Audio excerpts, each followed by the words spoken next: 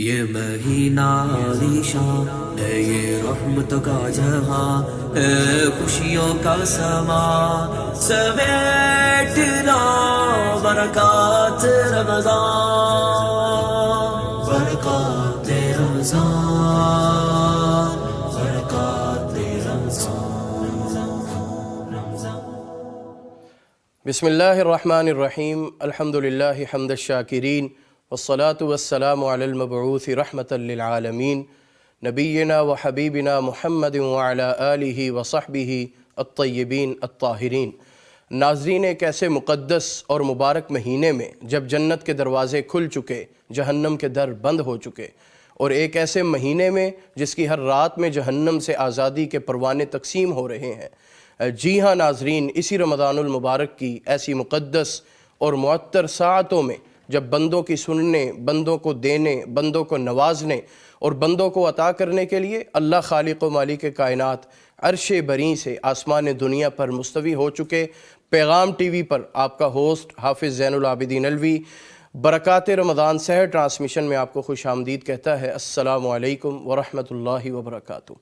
ناظرین، آج ہم جس بامقصد اور اہم ٹاپک پر گفتگو کرنے والے ہیں وہ ہے مسجد کی فضیلت، مسجد کے آداب۔ بلا شبہ مسجدیں صرف عمارت ہی نہیں بلکہ یہ اللہ تعالیٰ کا گھر ہے، رحمت و برکت کا مرکز ہے۔ یہاں سے قال اللہ وقال الرسول کی صدائیں بلند ہوتی ہیں، یہاں لوگ دلی سکون اور روحانی فیض حاصل کرنے کے لیے آتے ہیں، اور جن مساجد کے حوالے سے اللہ کے نبی علیہ الصلاۃ والسلام نے بڑی فضیلتیں بیان کی ہیں، رسول اللہ صلی اللہ علیہ وسلم جب مدینہ طیبہ تشریف لے گئے تو آپ نے وہاں بھی سب سے پہلے مسجد نبوی کا قیام اس کو رکھا، اس کو عمل میں لائے۔ تو ناظرین، آج ہم مسجد کی اہمیت، اس کی فضیلت اور اس کے آداب کے حوالے سے بات کریں گے۔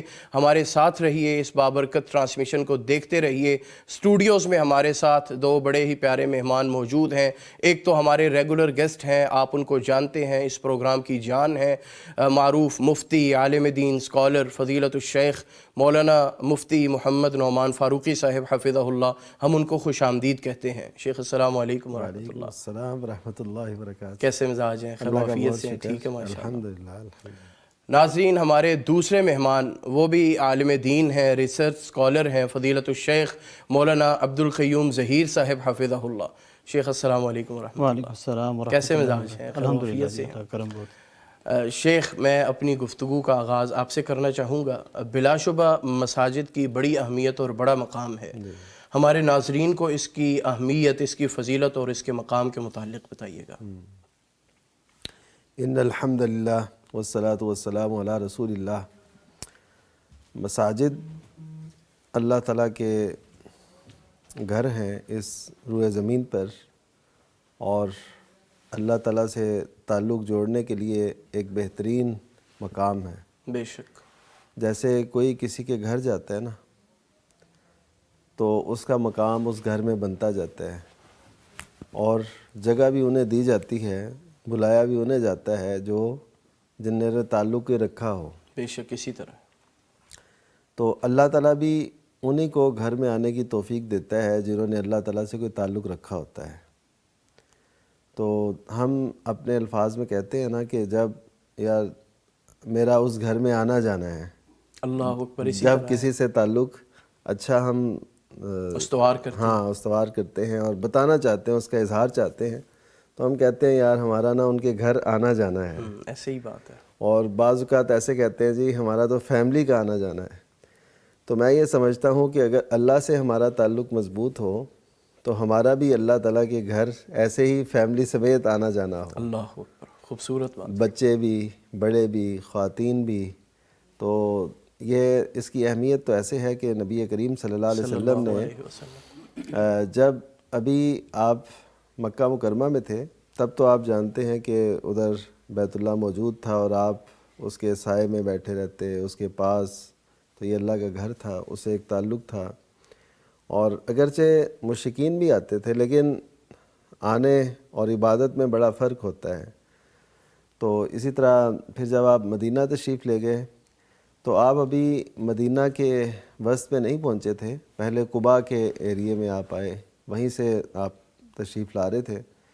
تو قباء میں آپ نے پہلی مسجد کی بنیاد رکھی، یعنی ابھی منزل تک نہیں پہنچے، رستے میں ابھی، اس وقت تو قباء مدینہ سے باہر تھا، اب تو مدینہ منورہ کا حصہ ہے، تو وہاں آپ نے اسٹے کیا تو وہیں مسجد کی بنیاد رکھ دی۔ سبحان اللہ۔ اس کا مطلب ہے کہ مسلم معاشرہ مسجد کے بغیر نہیں ہو سکتا۔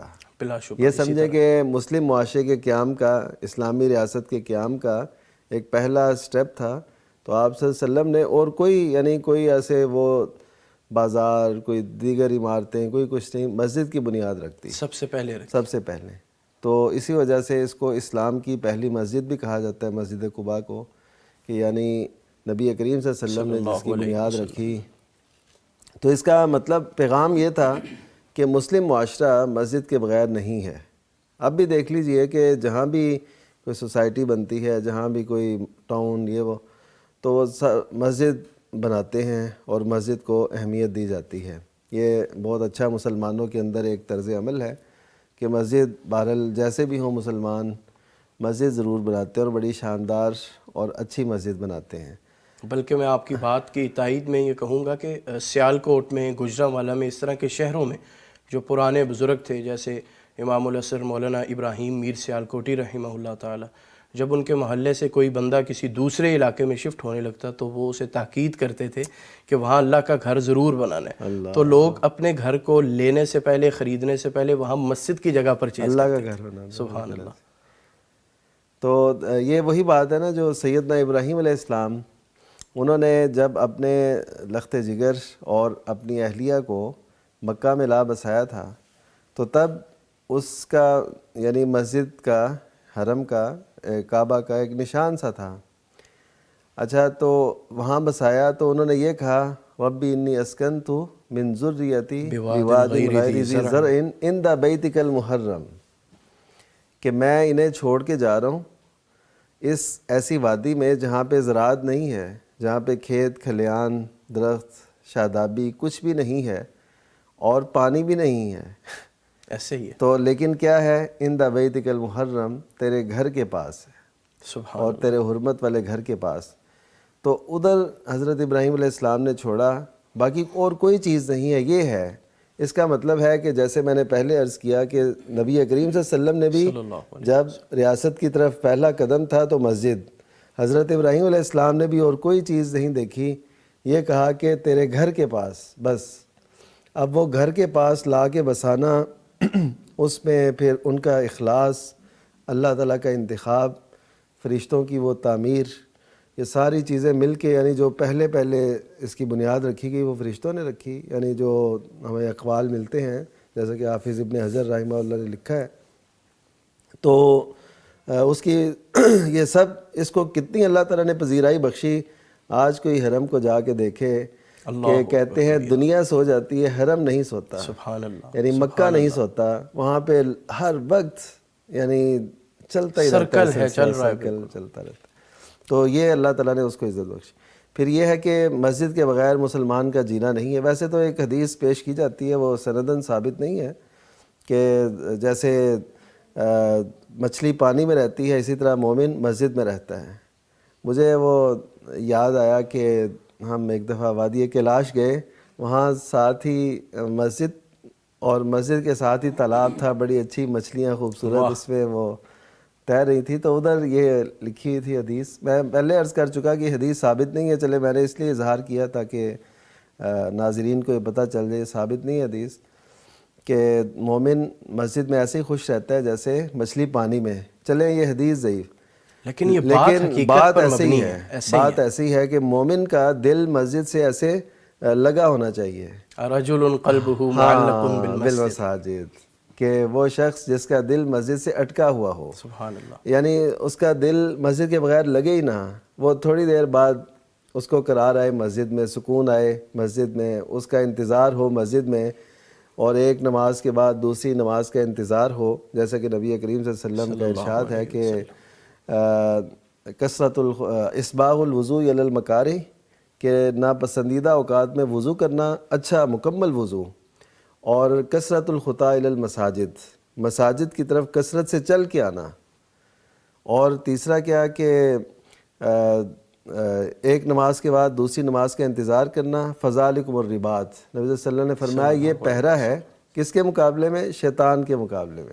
یعنی احادیث مبارکہ کے مفہوم سے سمجھ آتا ہے یہ جو پہرا ہے یہ شیطان کے مقابلے میں ہے. تو اس وجہ سے ان ساری باتوں کو ہم ملائیں تو مساجد کی اہمیت اور ان کی ضرورت اور ان کی فضیلت یہ سب کچھ ان سے بڑی واضح ہو کے ہمارے سامنے آتی ہے. اور اسی طرح صحیح مسلم کی روایت ہے، نبی کریم صلی اللہ علیہ وسلم کا ارشاد ہے کہ احب البلاد الی اللہ مساجدہا، کہ سب سے پسندیدہ ترین جو جگہ ہے نا اس روئے زمین پر وہ اللہ کی مساجد ہے. سبحان اللہ، اللہ کی مساجد. یعنی اچھا دیکھیے کہ اس کی میں ابھی آپ سے یہی پوچھنے والا تھا کہ ذرا اس حدیث کی بھی وضاحت فرمائیے گا. احب البلاد الی اللہ مساجدہا وابغض البلاد الی اللہ اسواقہا. تو یہ صحیح مسلم کی روایت ہے اور اس کا مفہوم یہی ہے کہ روئے زمین پر پہلی تو یہ بات ہے کہ نبی کریم صلی اللہ علیہ وسلم نے مسجد کی نسبت اللہ کی طرف کی. یہ جو نسبت ہے نا یہ اسے کہتے ہیں نسبت تشریفی، یعنی عزت کے لیے، کیونکہ مسجد اللہ کا گھر ہے. اس کا مطلب یہ نہیں ہے نعوذ باللہ اللہ تعالیٰ وہاں رہتے ہیں، بلکہ یہ نسبت ہے کہ یہ اللہ کا گھر ہے. تو اللہ کے گھر کی یہ نسبت جو ہے اللہ کی طرف کرنا، مساجد اللہ، کہ اللہ کی مساجد ہیں، تو اس کا مطلب ہے یہ ان مساجد کی عزت کے لیے، شرف کے لیے، وقار کے لیے، ان کے مقام اور مرتبے کے لیے. تو جس کو اللہ سے پیار ہوگا اس کو اللہ کے گھر سے بھی پیار ہوگا. تو یہ وہ تو نبی کریم صلی اللہ علیہ وسلم نے جو فرمایا کہ احب البلاد الی اللہ مساجدہا، اس کا یہ مطلب ہے کہ مساجد میں چونکہ دنیا کے امور طے نہیں کیے جاتے. یہاں پہ میں تھوڑا سا فرق کروں گا. ایک ہوتا ہے سودا کرنا، تجارت، لین دین اور ایسی چیزیں، یہ مساجد میں منع ہے. لیکن اس سے بعض لوگوں نے یہ جو اخذ کر لیا کہ کوئی دنیا کی بات آپ وہاں پہ کر ہی نہیں سکتے، تو یہ بات درست نہیں ہے. صحیح. یعنی معاملات ہیں، اگر ہم کہیں کہ جی یہ ہمارا معاملہ طے ہونا ہے، یا ایسے ہم نے جانا ہے، یا ایسے کرنا ہے، یا آج آپ کی کیا پلاننگ ہے، تو یہ دنیا داری کے امور میں نہیں آتا. وہ صرف جو ممانت ہے وہ تجارت کی، لین دین کی، اور ایسے معاملات جو اعلان ہیں ایسے مساجد، یہ ان کے آداب کے منافی ہے. صحیح. اس کا آپ کہیں گے یہ کیسے جی دنیا کی باتیں مسجد میں کی جا سکتی ہیں؟ تو اصل میں ایسا ہے کہ نبی کریم صلی اللہ علیہ وسلم جب تشریف فرما ہوتے تھے اور آپ زیادہ وقت مسجد میں گزارتے تھے، آپ دیکھتے ہیں صحابہ کرام رضی اللہ عنہم یعنی دن کے اوقات وہ آ رہے ہیں، کوئی وفد آ رہا ہے، کوئی کہاں سے حاضر ہو رہا ہے، تو نبی کریم صلی اللہ علیہ وسلم عموماً مسجد میں ہوتے. وہ کہتے ہیں ہم آئے تو آپ بیٹھے ہوئے تھے صحابہ کرام میں، ہم ایسے آئے تو آپ صلی اللہ علیہ وسلم وہاں تشریف لائے. ہم یعنی مسجد میں آنا جانا نبی صلی اللہ علیہ وسلم رکھتے تھے کثرت سے. صحیح، بہت بہتر. جی جی صحیح. ناظرین، مساجد کی اہمیت کے حوالے سے گفتگو جاری ہے. میں یہاں پر آپ کو ریمائنڈر دیتا چلوں کہ ہمیں لائیو کالز کرنے کے لیے نمبر UAN نمبر 04211170000 ہے. اس کے ساتھ ساتھ واٹس ایپ پر بھی آپ سوالات بھیج سکتے ہیں 032156520000 پر. ہم آپ کی کالز لیں گے اور آپ کے مسائل کا حل مفتی صاحب سے پوچھیں گے. سر آپ فرمائیے گا کہ مساجد کا انتظام کرنے والے، اس کا انصرام کرنے والے جو لوگ ہوتے ہیں، اسلام نے ایسے لوگوں کی بڑی حوصلہ افزائی فرمائی ہے. ذرا اس کے متعلق وضاحت فرمائیے گا. جی بالکل، جیسے کہ مفتی صاحب بیان کر رہے تھے کہ مسجد جو ہے نبی علیہ الصلوۃ والسلام نے مدینہ میں ابھی پہنچے نہیں ہے اور مسجد کی تعمیر کی ہے. اور اسی طریقے سے جب مفتی صاحب بیان کر رہے تھے کہ ہمارے ہاں معاشرے کے اندر یہ بڑا ایک اچھا رواج چل رہا ہے کہ جہاں پر بھی کوئی سوسائٹی بنتی ہے تو وہاں پر سب سے پہلے ایک مسجد تعمیر کی جاتی ہے. تو میں اس بارے میں ایک بات ناظرین کے سامنے رکھنا چاہوں گا کہ اس سے ہمیں پتہ چلتا ہے کہ جہاں پر مسجد ہے وہاں پر زندگی کے آثار ملتے ہیں. یعنی کہ مسجد کا ہونا ہمارے وہاں پر زندہ ہونے کی ایک علامت ہے. اسی طریقے سے نبی علیہ الصلوۃ والسلام نے مسجد کو تعمیر کرنے کے حوالے سے بہت زیادہ فضائل بیان فرمائے ہیں. آپ علیہ الصلوۃ والسلام کا فرمان ہے کہ من بنا للہ مسجدا بنى اللہ لہ بیتا فی الجنہ. سبحان اللہ. آپ علیہ الصلوۃ والسلام نے فرمایا کہ جس نے اللہ کا گھر بنایا اللہ رب العزت جنت میں اس کے لیے گھر بنائیں گے. اللہ اکبر. اسی طرح ایک اور حدیث میں بھی آتا ہے کہ افضل منہ، کہ نبی علیہ الصلوۃ والسلام نے فرمایا کہ جو اللہ کا گھر دنیا میں بنائے گا اللہ جنت میں اس سے بھی اعلیٰ اس کو گھر بنا کر دیں گے. اور اسی طرح ایک مزید حدیث کے اندر بھی آتا ہے کہ بے شک وہ چھوٹا، اتنا چھوٹا ہو کہ گھونسلے کی جتنا، یعنی کہ بہت چھوٹی مسجد بھی بنا دی ہے تو اس کے لیے بھی اللہ رب العزت جنت میں گھر بنائیں گے۔ اور اللہ رب العزت نے قرآن مجید میں بھی جو مسجد کی تعمیر کرنا، اس کا انتظام و انصرام چلانے والوں کے بارے میں اللہ تعالیٰ نے ایمان کی جو ایک نشانی بتائی ہے، وہ بھی اللہ رب العزت نے یہ مسجد کا بنانا، اس کا انتظام اور انصرام کرنا ہی بتایا ہے۔ اللہ رب العزت فرماتے ہیں انما یأمر مساجد اللہ، مسجد کا انتظام انصرام، اس کے بناوٹ وہ لوگ کرتے ہیں جو مومن ہیں، اللہ تعالیٰ پر اور آخرت کے دن پر ایمان رکھتے ہیں۔ یہ بھی اللہ رب العزت نے ان لوگوں کی نشانی بتائی ہے۔ اسی طریقے سے اسلام کے اندر اور بھی بہت زیادہ اس کے فضائل ہیں، جس طرح کہ مسجد کا کوئی انتظام انصرام کرتے ہوئے صفائی کرنا، جس طرح کہ نبی علیہ الصلوۃ والسلام کے دور میں ایک بوڑھی عورت تھی اور وہ مسجد کی خدمت کیا کرتی تھی، اور حدیث میں آتا ہے کہ سیاہ رنگ کی عورت، یعنی کہ کوئی جیسے حضرت بلال رضی اللہ تعالیٰ عنہ کے بارے میں فضائل میں ہم بیان کرتے ہیں کہ بے شک چہرہ اتنا خوبصورت نہیں، جسامت اتنی خوبصورت نہیں ظاہری طور پر، لیکن اللہ رب العزت نے شرف اتنا دیا ایمان کی وجہ سے کہ چلتے دنیا پر ہیں اور آواز جنت میں آتی ہے، ٹھیک ہے، قدموں کی آہٹ جنت میں سنائی دیتی ہے۔ تو ان جو عورت تھی جو مسجد کی صفائی کیا کرتی تھی اور اس کی مسجد کی خدمت کیا کرتی تھی، تو ان کے بارے میں حدیث میں آتا ہے کہ ایک مرتبہ وہ رات کو ان کی وفات ہو گئی تو صحابہ کرام نے ان کو دفنا دیا رات کے رات ہی۔ تو نبی علیہ الصلوۃ والسلام جب صبح مسجد میں آئے ہیں اور دیکھا کہ ان کو نہیں پایا، اسی لیے دفنایا کہ اللہ کے نبی علیہ الصلوۃ انہوں نے کم جانا نا، ان کو اتنا زیادہ اہم معاملہ نہیں سمجھا، انہوں نے کہا ایک خادمہ ہے اور بوڑھی عورت ہے اور عام سی عورت ہے، تو انہوں نے دفنا دیا۔ وہ حدیث میں یہ بھی لفظ ہے کہ وہ نبی کریم صلی اللہ علیہ وسلم کو یعنی آپ کو بیدار نہیں کرنا چاہتے تھے۔ اصل وجہ یہ ہے کہ نبی صلی اللہ علیہ وسلم کا ادب احترام کرتے ہوئے کہ آپ کو تکلیف نہ ہو۔ بہرحال یہ ہے کہ اس معاشرے میں عزت تو تھی۔ بہت خوب، بہت خوب جی۔ تو جب نبی علیہ الصلوۃ والسلام نے صبح دیکھا کہ مسجد کے اندر وہ بوڑھی عورت جو ہیں وہ نظر نہیں آ رہی، تو آپ علیہ الصلوۃ والسلام نے باقاعدہ سوال کیا کہ وہ مسجد کی خادمہ کہاں ہیں؟ تو صحابہ کرام نے عرض کیا کہ اللہ کے رسول صلی اللہ علیہ وسلم وہ تو فوت ہو گئی، اور ہم نے آپ کو تکلیف دینا، تنگ کرنا، پریشان کرنا مناسب نہیں سمجھا اور ہم نے ان کو دفنا دیا۔ تو نبی علیہ الصلوۃ والسلام نے حدیث کے الفاظ ہیں دلونی علی قبرہا، مجھے اس کی قبر پر لے کے چلو۔ آپ علیہ الصلوۃ والسلام وہاں پر گئے اور اس کے لیے دعا وغیرہ بھی کی اور جو مغفرت بھی طلب کی۔ اس بات سے بھی پتہ چلتا ہے کہ مسجد کی جو انتظام اور انصرام اور خدمت کرنا یہ کوئی چھوٹا عمل نہیں ہے، یہ ایسا عمل ہے کہ اللہ رب العزت نے نبیوں کو اس کی سعادت بخشی ہے۔ حدیث میں آتا ہے کہ نبی علیہ الصلوۃ والسلام نے جب مسجد قباء یا مسجد بات مکمل کرواتا ہوں، ایک کالر ہیں، پہلے کالر لے لیں گے۔ السلام علیکم ورحمۃ اللہ۔ راؤ سکندر صاحب فیصل آباد سے۔ جی وعلیکم السلام۔ کیسے ہیں سر؟ آپ ٹھیک ہیں؟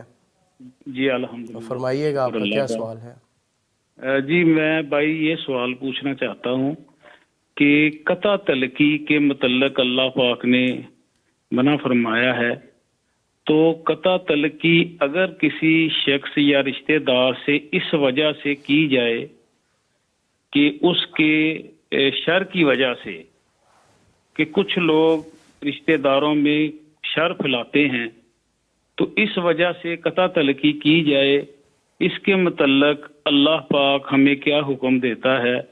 خواہ وہ ہمارا رشتہ دار ہو، ہمارا ہمسایہ ہو، تو اس کے متعلق ذرا وضاحت کر دے۔ قرآن حدیث ہمیں قطع تلقی کرنے میں کیا رہنمائی کرتا ہے؟ بہت بہتر، کیا رہنمائی جائز ہے یا نہیں؟ جی شکریہ کال کرنے کا۔ مفتی صاحب سے سوال کا جواب لیتے ہیں۔ جی مفتی صاحب فرمائیے گا۔ جی سوال تو بڑا اہم انہوں نے کیا۔ سوال اہم ہے اور عموماً پیش آتا رہتا ہے۔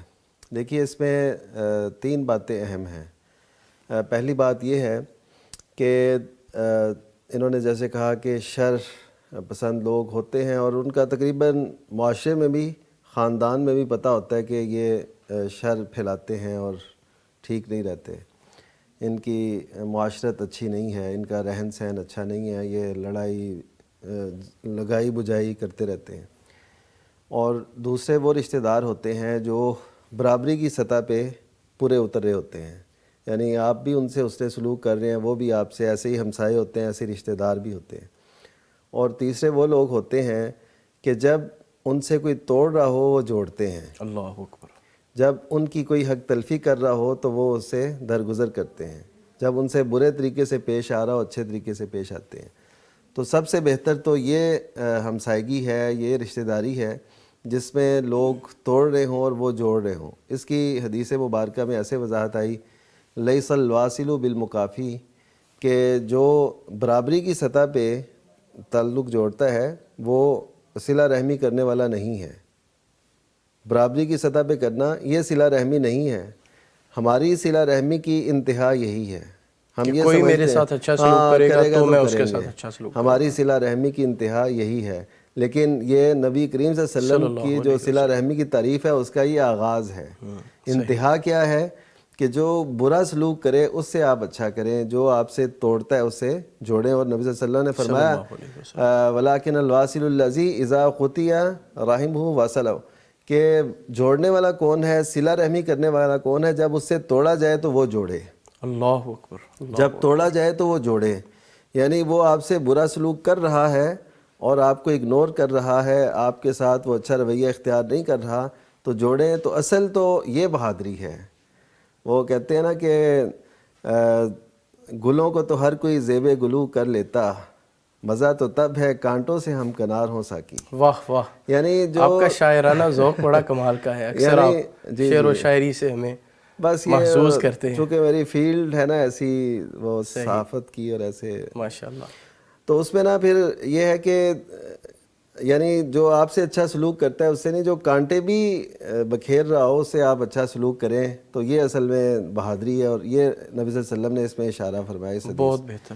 اچھا، تو اب جو ان کی صورتحال ہے اس میں ایسا ہے کہ وہ شر پسند ہوں، وہ ٹھیک ہے، یہ ان کی طبیعت ہے۔ جیسے کہتے ہیں نا، وہ بچھو اگر ڈنگ مارنے سے باز نہیں آ رہا، تو آپ وہ جو بچھو اور کچھوے والی کہانی ہے کہ جس پہ وہ سوار ہے تو اسی کو ڈنگ مار رہا ہے، اس کو تو فرق نہیں پڑ رہا، لیکن وہ اپنی وہ جو طبیعت ہے اس سے، لیکن اس نے اس کو پار بھی کروا دیا۔ تو بالکل کئی رشتہ دار ایسے ہوتے ہیں، وہ آپ کو ڈسنے سے باز نہیں آتے، ان کے اندر شر ہے، تو آپ خیر نہ چھوڑیں۔ یعنی وہ اگر شر سے باز نہیں آ رہے تو آپ خیر سے کیوں رک رہے ہیں؟ زبردست، یہ بات ہے، یہ بہت اعلیٰ کردار ہے اور اعلیٰ اخلاق۔ ادفع باللتی ہی احسن، کہ جو برا کر رہا ہے، یہ تو قرآن مجید میں اللہ نے فرمایا نا، اس کے ساتھ آپ اچھا کریں، برائی کا جواب اچھائی سے دیں۔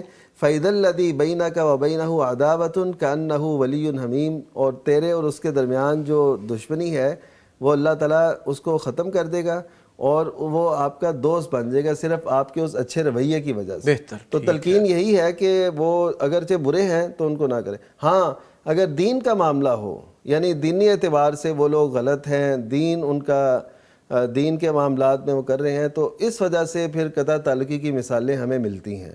جیسا کہ حضرت ابن عمر نے اپنے بیٹے کو صرف اس وجہ سے ان سے بات نہیں کی کہ وہ انہوں نے مسجد سے آنے سے روکا خواتین کو۔ یہ صحیح مسلم کی روایت ہے، حضرت بلال ان کا نام تھا، تو انہوں نے اپنے والد سے کہا تھا کہ میں نہیں آنے دوں گا مساجد میں، اب وہ حالات نہیں ہیں، تو حضرت ابن عمر ان سے ناراض رہے، زندگی بھر ان سے بات نہیں کی۔ یعنی دین کا معاملہ ہو تو قطع تعلقی ہو سکتی ہے، اس کے علاوہ نہ کیجیے۔ خوبصورت وضاحت۔ آپ اپنی بات کو مکمل فرمائیے گا۔ مسجد کے انتظام و انصرام کے حوالے سے آپ بات کر رہے تھے۔ حدیث میں باقاعدہ یہ واقعات ملتے ہیں کہ نبی علیہ الصلوۃ والسلام بذات خود مسجد کے بنانے کے اندر شامل ہوئے۔ اسی طرح جیسے کہ پہلے مفتی صاحب نے بیان کر بھی دیا ہے کہ ابراہیم علیہ الصلوۃ والسلام اور اسماعیل علیہ الصلوۃ والسلام دونوں مل کر بیت اللہ کی تعمیر کر رہے ہیں۔ یعنی کہ اگر ہم اپنے ایک معاشرتی الفاظ میں اگر ان کو کہیں تو والد مستری کا کام کر رہے ہیں اور بیٹے جو ہیں وہ مزدور کا کام کر رہے ہیں، اور بنا کیا رہے ہیں؟ بیت اللہ، اللہ تعالیٰ کے گھر کی تعمیر کر رہے ہیں۔ اسی طرح نبی علیہ الصلوۃ والسلام کے بارے میں آتا ہے کہ آپ علیہ الصلوۃ والسلام جب اینٹیں اٹھا کے جا رہے تھے تو حضرت ابو ہریرہ رضی اللہ عنہ فرماتے ہیں کہ اللہ کے رسول آپ مشقت نہ کریں، آپ مجھے پکڑا دیں۔ تو آپ علیہ الصلوۃ والسلام نے فرمایا ابو ہریرہ آپ اور پکڑ لو ادھر سے، اور فرمایا اللہم لا عیش الا عیش الآخرہ، اللہم اغفر الانصار والمہاجرہ۔ اور آپ علیہ الصلوۃ والسلام اینٹیں اٹھا کے جا رہے ہیں اور ساتھ ساتھ یہ الفاظ پڑھتے جا رہے ہیں کہ اللہ دنیا کی عیش کوئی عیش نہیں ہے، اصل عیش تو آخرت کی عیش ہے۔ یعنی کہ یہ جو مسجد بنانے کا جو اجر جو ثواب ملنا ہے، اس کے ساتھ جو آخرت میں بلڈ ہونا ہے اور آخرت بننی ہے، اللہ تعالیٰ نے جو آخرت میں گھر دینا، اصل عیش وہ ہے۔ اور ساتھ ساتھ دعا کرتے جا رہے ہیں مہاجرین اور انصار کو دیکھ کر کہ وہ بھی بڑھ چڑھ کر مسجد کی تعمیر میں حصہ لے رہے ہیں، تو آپ علیہ الصلوۃ والسلام ان کی بخشش کے لیے ساتھ ساتھ دعائیں بھی کرتے جا رہے ہیں۔ سبحان اللہ۔ آپ نے ابھی ذکر کیا کہ اللہ کے نبی علیہ الصلوۃ والسلام خود بھی مسجد نبوی کی تعمیر میں شریک رہے، تو میں چاہوں گا کہ آپ مسجد نبوی کی فضیلت پر بھی کچھ بات کریں، اس کے فضائل کے بارے میں بھی ہمیں آگاہ کریں۔ جی، مسجد نبوی دیکھیں ماشاء اللہ نبی علیہ الصلوۃ والسلام کا فرمان ہے کہ میری اس مسجد میں نماز پڑھنا یہ دیگر مساجد یعنی بیت اللہ کو چھوڑ کے باقی جتنی بھی مساجد ہیں سب سے 1000 گنا زیادہ افضل نماز ہے اللہ مسجد نبوی کے اندر نماز یعنی پڑھنا، عام مسجد میں نماز پڑھنے سے 1000 جی جی۔ اور پھر ایک اور حدیث میں نبی علیہ الصلوۃ والسلام فرماتے ہیں، امی عائشہ غالباً اس حدیث کی راوی ہیں، وہ فرماتی ہیں کہ نبی علیہ الصلوۃ والسلام نے فرمایا کہ میرے گھر اور اس ما بین بیتی و منبری ھذا روضۃ من ریاض الجنہ، کہ میرے گھر اور اس منبر کے درمیان میں جتنی جگہ ہے یہ جنت کے باغیچوں میں سے باغیچہ۔ سبحان اللہ، یہ بہت بڑا اعزاز ہے مسجد نبوی کا، جو نبی علیہ الصلوۃ والسلام نے بتایا کہ جنت کے باغیچوں میں سے ایک باغیچہ ہونا۔ اللہ بلا شبہ۔ ایک کالر ہے، ہم کالر لیں گے پہلے۔ السلام علیکم ورحمۃ اللہ۔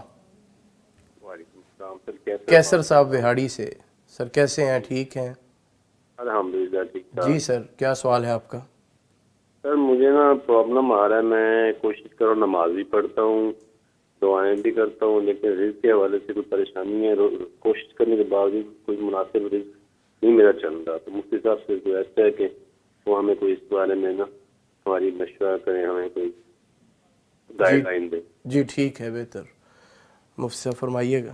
جی، پہلا تو ان کے لیے ہم دعا گو ہیں کہ اللہ تعالیٰ انہیں رزق فراہم کرے، حلال رزق، وافر رزق انہیں نصیب کرے، اور وہ جو حدیث مبارکہ ہے جس لمحات میں ہم ابھی بیٹھے ہیں، اور آپ نے شروع میں حوالہ بھی دیا کہ وہ ٹائم جب اللہ تعالیٰ آسمان دنیا پہ، سبحان اللہ، تو اس وقت کا انتخاب کریں۔ دیکھیں دعائیں تو اللہ تعالیٰ ہر وقت سنتا ہے، اجیب دعوت الداعی اذا دعان، کہ جب بھی مجھے کوئی پکارتا ہے میں سنتا ہوں، لیکن پھر اللہ تعالیٰ نے اسپیشل اوقات بھی رکھے، خصوصی اوقات ہوتا ہے نا، خاص ملاقات کے اوقات بھی ہوتے ہیں۔ جی ٹائم سیٹ کیا۔ ہاں جی، تو یہ خاص ملاقات کے اوقات ہیں، یہ سحری کا جو وقت ہے، تو اس میں دعا کرنا، جیسے اللہ تعالیٰ فرماتے ہیں آسمان دنیا میں ہے کوئی سوال کرنے والا کہ میں اسے دوں، تو اس کا مطلب ہے کہ ہمیں اس وقت کا انتخاب کرنا چاہیے اپنے معاملات کے حل کرانے کے لیے۔ ایک خاص وقت ہے، اللہ تعالیٰ بھی دیکھتے ہیں کہ یہ میرا بندہ کیا چاہتا ہے اور کیسے چاہتا ہے، تو اللہ تعالیٰ اس پہ کرتے ہیں۔ ایک تو یہ وقت کا انتخاب کریں اس وقت کا۔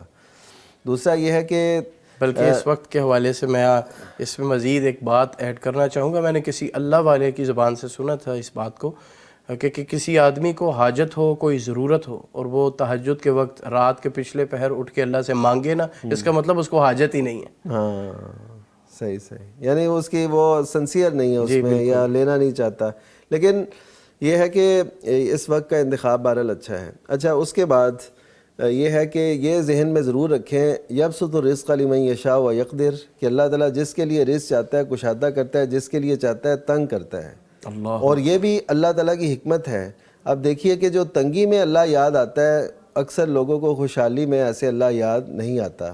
تو یہ لوگ جن پہ ایسی مشکلات آ رہی ہوں، ان کو کبھی یہ نہیں سمجھنا چاہیے کہ اللہ تعالیٰ مجھ سے ناراض ہے، بلکہ اللہ تعالیٰ آزمائش کرتا ہے اپنے لوگوں کی، اور جو اس آزمائش میں پورے اترتے ہیں تو اللہ تعالیٰ ان کو پھر کامیابی سے ہمکنار کرتا ہے۔ اور کامیابی صرف یہ نہیں ہے کہ ہمیں دنیا میں بہت کچھ مل جائے، اگر اللہ کے اس فیصلے پر ہم راضی ہیں جو اس نے ہمارے ساتھ کیا ہے، اور یہ ہو اس کے منشا سے ہے، اور یہ جو کچھ ہو رہا ہے اس کی تقدیر سے ہو رہا ہے، جو اس سے لکھا ہوا ہے، جو رزق لکھا ہے وہ کوئی لے نہیں سکتا۔ حدیث مبارکہ میں بڑا واضح ہے کہ ان الرزق لا یطلب العبد کما یطلب اجلہ، کہ رزق آدمی کو ایسے تلاش کرتا ہے جیسے اس کی موت اسے تلاش کرتی ہے۔ بہتر وضاحت آپ نے کر دی۔ ایک اور کالر ہیں، ہم ان کو بھی لیں گے۔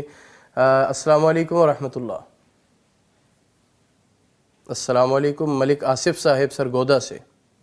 جی وعلیکم السلام سر، مزاج بخیر ہیں؟ کیا پوچھنا چاہیں گے آپ؟ میرا پہلے تو سلام ہے سب کو۔ سر وعلیکم السلام ورحمۃ اللہ وبرکاتہ۔ جی مفتی صاحب سے میرا یہ سوال ہے کہ اکثر ہم لوگ یہ دیکھتے ہیں دوسرے چینلوں پر، مفتی اور عالم بیٹھے ہوتے ہیں، کوئی بھی سوال پوچھے تو وہ یہ کہتے ہیں کہ ہمارے یہاں ہمارے فکر یہ ہے، ہمارے فکر کے حساب سے یہ سوال ہے، تو اس میں نبی پاک صلی اللہ علیہ وسلم پر دین تو اترا ہے، تو اس میں یہ کیا کہتے ہیں کہ یہ شریعت میں اس کی اجازت ہے؟ جی ٹھیک ہے، مفتی صاحب سے پوچھتے ہیں، ذرا اختصار سے بتائیے گا، ایک اور کالر موجود ہے۔ ہاں جی اچھا، امام مالک رحمہ اللہ سے کسی نے یہ پوچھا کہ اس بارے میں آپ کی رائے کیا ہے، آپ کی رائے کیا ہے، انہوں نے یہ پوچھا، تو انہوں نے کہا کہ آپ کا سوال غلط ہے، تو میں یہ کہنا چاہیے تھا کہ اس میں اللہ کے رسول صلی اللہ علیہ وسلم کا حکم کیا اللہ ہے۔ اکبر صلی اللہ تو یہ سوال ہی جو ہے نا، ایسے سوال کرنا یا ایسے جواب دینا، یہ دونوں صورتیں بہرحال اتنی اچھی نہیں ہیں۔ ہونا کیا چاہیے کہ نبی کریم صلی اللہ علیہ وسلم کا فرمان کیا ہے، قرآن مجید میں اس میں کیا تعلیمات ہیں، اور جو اہل علم ہیں ان کو بھی چشمہ صافی کی طرف لے کے جانا چاہیے، لوگوں کو وہ یہی چاہ رہے ہوتے ہیں۔ تو اللہ تعالیٰ ہم سب کو ایسا نصیب کرے کہ ہم چشمہ صافی تک، اس منبع تک پہنچیں جہاں سے یہ دین پھوٹا، اور نجات بھی اسی میں ہے، اور پوچھا بھی اسی کے متعلق جائے گا، اور رہنمائی بھی صحیح وہاں سے ملے گی۔ سبحان اللہ۔ جی سر، السلام علیکم ورحمۃ اللہ۔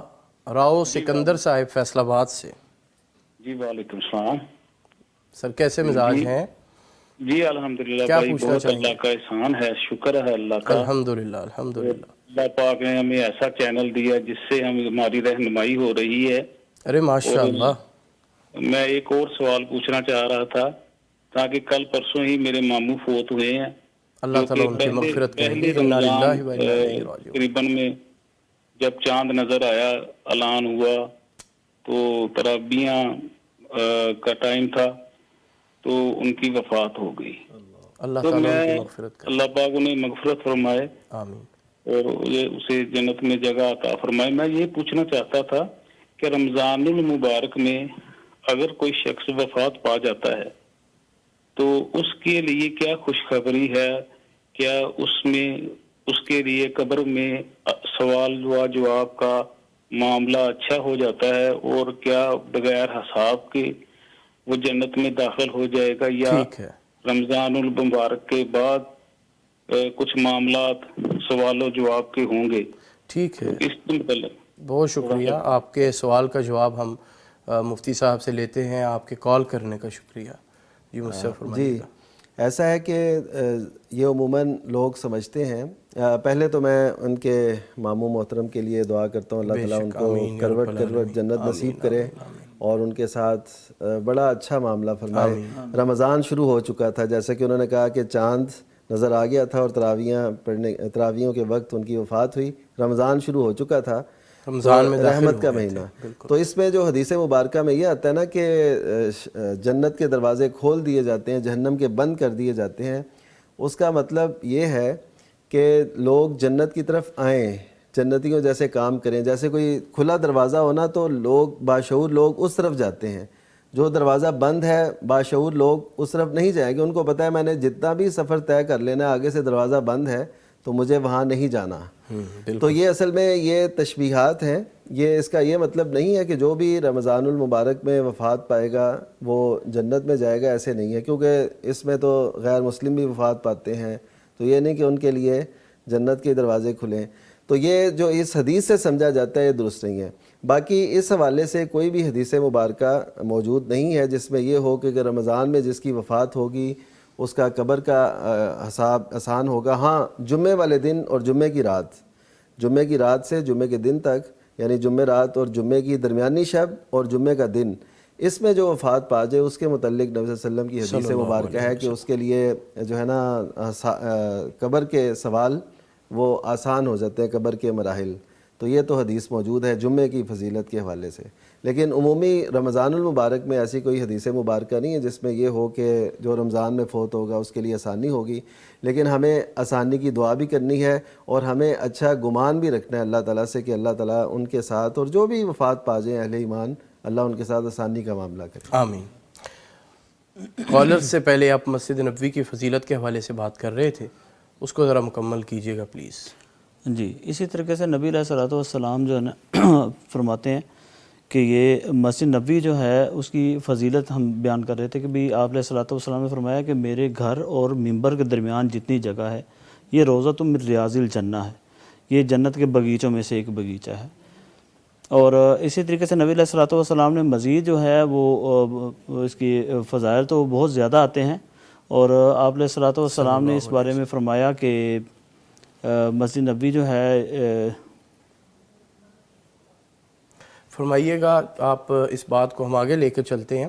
مسجد سے محبت کرنا اور مسجد میں دل کا لگا رہنا، یہ کتنا فضیلت والا عمل ہے، اس بارے میں آپ کیا کہیں گے؟ جی، مسجد کے ساتھ دیکھیں مومن جو بندہ ہے نا، جس طرح کہ پہلے مفتی صاحب نے بیان فرمایا کہ بے شک وہ حدیث صحیح نہیں ہے، لیکن اس میں کافی حد تک یعنی کہ وہ مماثلت ہمارے ساتھ یا ہمارے معاشرے کے اور ہماری زندگی کے بالکل وہ قریب ترین حدیث ہے کہ مومن بندہ جو ہے وہ مسجد میں اس طرح ہے جس طرح مچھلی پانی میں ہے، راحت میں ہے، سکون میں ہے۔ اس کے بارے میں بہت زیادہ فضائل بھی بیان کیے گئے ہیں حدیث میں۔ نبی علیہ الصلوۃ والسلام نے فرمایا کہ جو مومن بندہ ہوتا ہے نا، آپ علیہ الصلوۃ والسلام نے فرمایا کہ 7 بندے ایسے ہیں جن کو اللہ رب العزت قیامت والے دن اپنے عرش کے سائے تلے جگہ دیں گے۔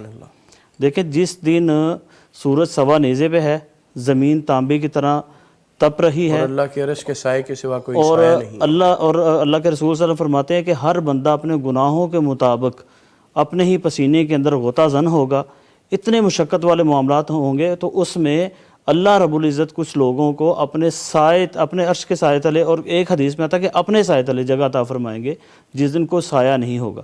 اس میں نبی علیہ الصلوۃ والسلام نے فرمایا وَرَجُلٌ قَلْبُهُ مُعَلَّقٌ فِي الْمَسَاجِدِ، ایسا مومن بندہ جس کا دل مسجد کے ساتھ جڑا ہوا ہے، ایک نماز پڑھ کے آیا ہے اور دوسری نماز کے لیے اس کا میں دل۔ کالر کو پہلے پلیز آپ کی اجازت سے لوں گا۔ السلام علیکم ورحمۃ اللہ۔ جی وعلیکم السلام۔ رضوان صاحب گجرانوالہ سے، سر مزاج بخیر ہیں؟ جی میرا سوال یہ ہے کہ میں نے فرمائیے۔ جو ہے وہ توبہ کی ہے اللہ تعالیٰ سے، اس کی قسم اٹھا کے اللہ تعالیٰ کی کہ میں اب زندگی میں کبھی زنا نہیں کروں گا، اللہ اکبر۔ تو پھر مجھ سے انفارچونیٹلی ہو جاتا ہے، تو اس کا کوئی ہدیہ وغیرہ مجھے کرنا چاہیے یا میں کیا کروں، توبہ استغفار کروں؟ ٹھیک ہے، مفتی صاحب سے آپ کا سوال، اس کا جواب لیتے ہیں۔ کال کرنے کا شکریہ مفتی صاحب۔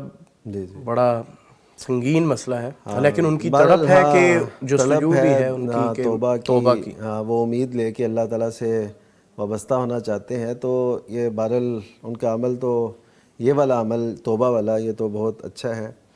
باقی یہ ہے کہ نبی کریم صلی اللہ علیہ وسلم کے پاس ایسے ہی ایک نوجوان نے آ کے عرض کی کہ میں گناہ چھوڑ سکتا ہوں لیکن زنا نہیں چھوڑ سکتا، تو نبی کریم صلی اللہ علیہ وسلم نے بڑی حکمت سے، آپ بڑی دانائی سے لوگوں کو سمجھاتے تھے، تو آپ نے ان سے کہا کہ اچھا ٹھیک ہے بیٹھو، مجھے یہ بتاؤ کہ اگر کوئی تمہاری والدہ کے ساتھ ایسا کرے تو تم پہ کیا بیتے گی؟ پھر آپ نے دیگر جو ان کے محرم رشتے تھے ان کا تذکرہ کیا، جیسے پھپھو ہے، بہن کا، بیٹی کا، تو اب وہ ظاہر ہے اس کو پھر آئی کہ میں اگر ایسا کر رہا ہوں تو میرے ساتھ بھی ایسا، یعنی میرے عزیزوں کے ساتھ، میرے پیاروں کے ساتھ، محرم جو خواتین ہیں ان کے ساتھ ایسا میں پسند نہیں کروں گا۔ تو نبی صلی اللہ علیہ وسلم نے پھر فرمایا کہ وہ بھی کسی کی بیٹی یا بہن ہے، کسی کی بہن ہے، تو یہ بات اس کی سمجھ میں آ گئی۔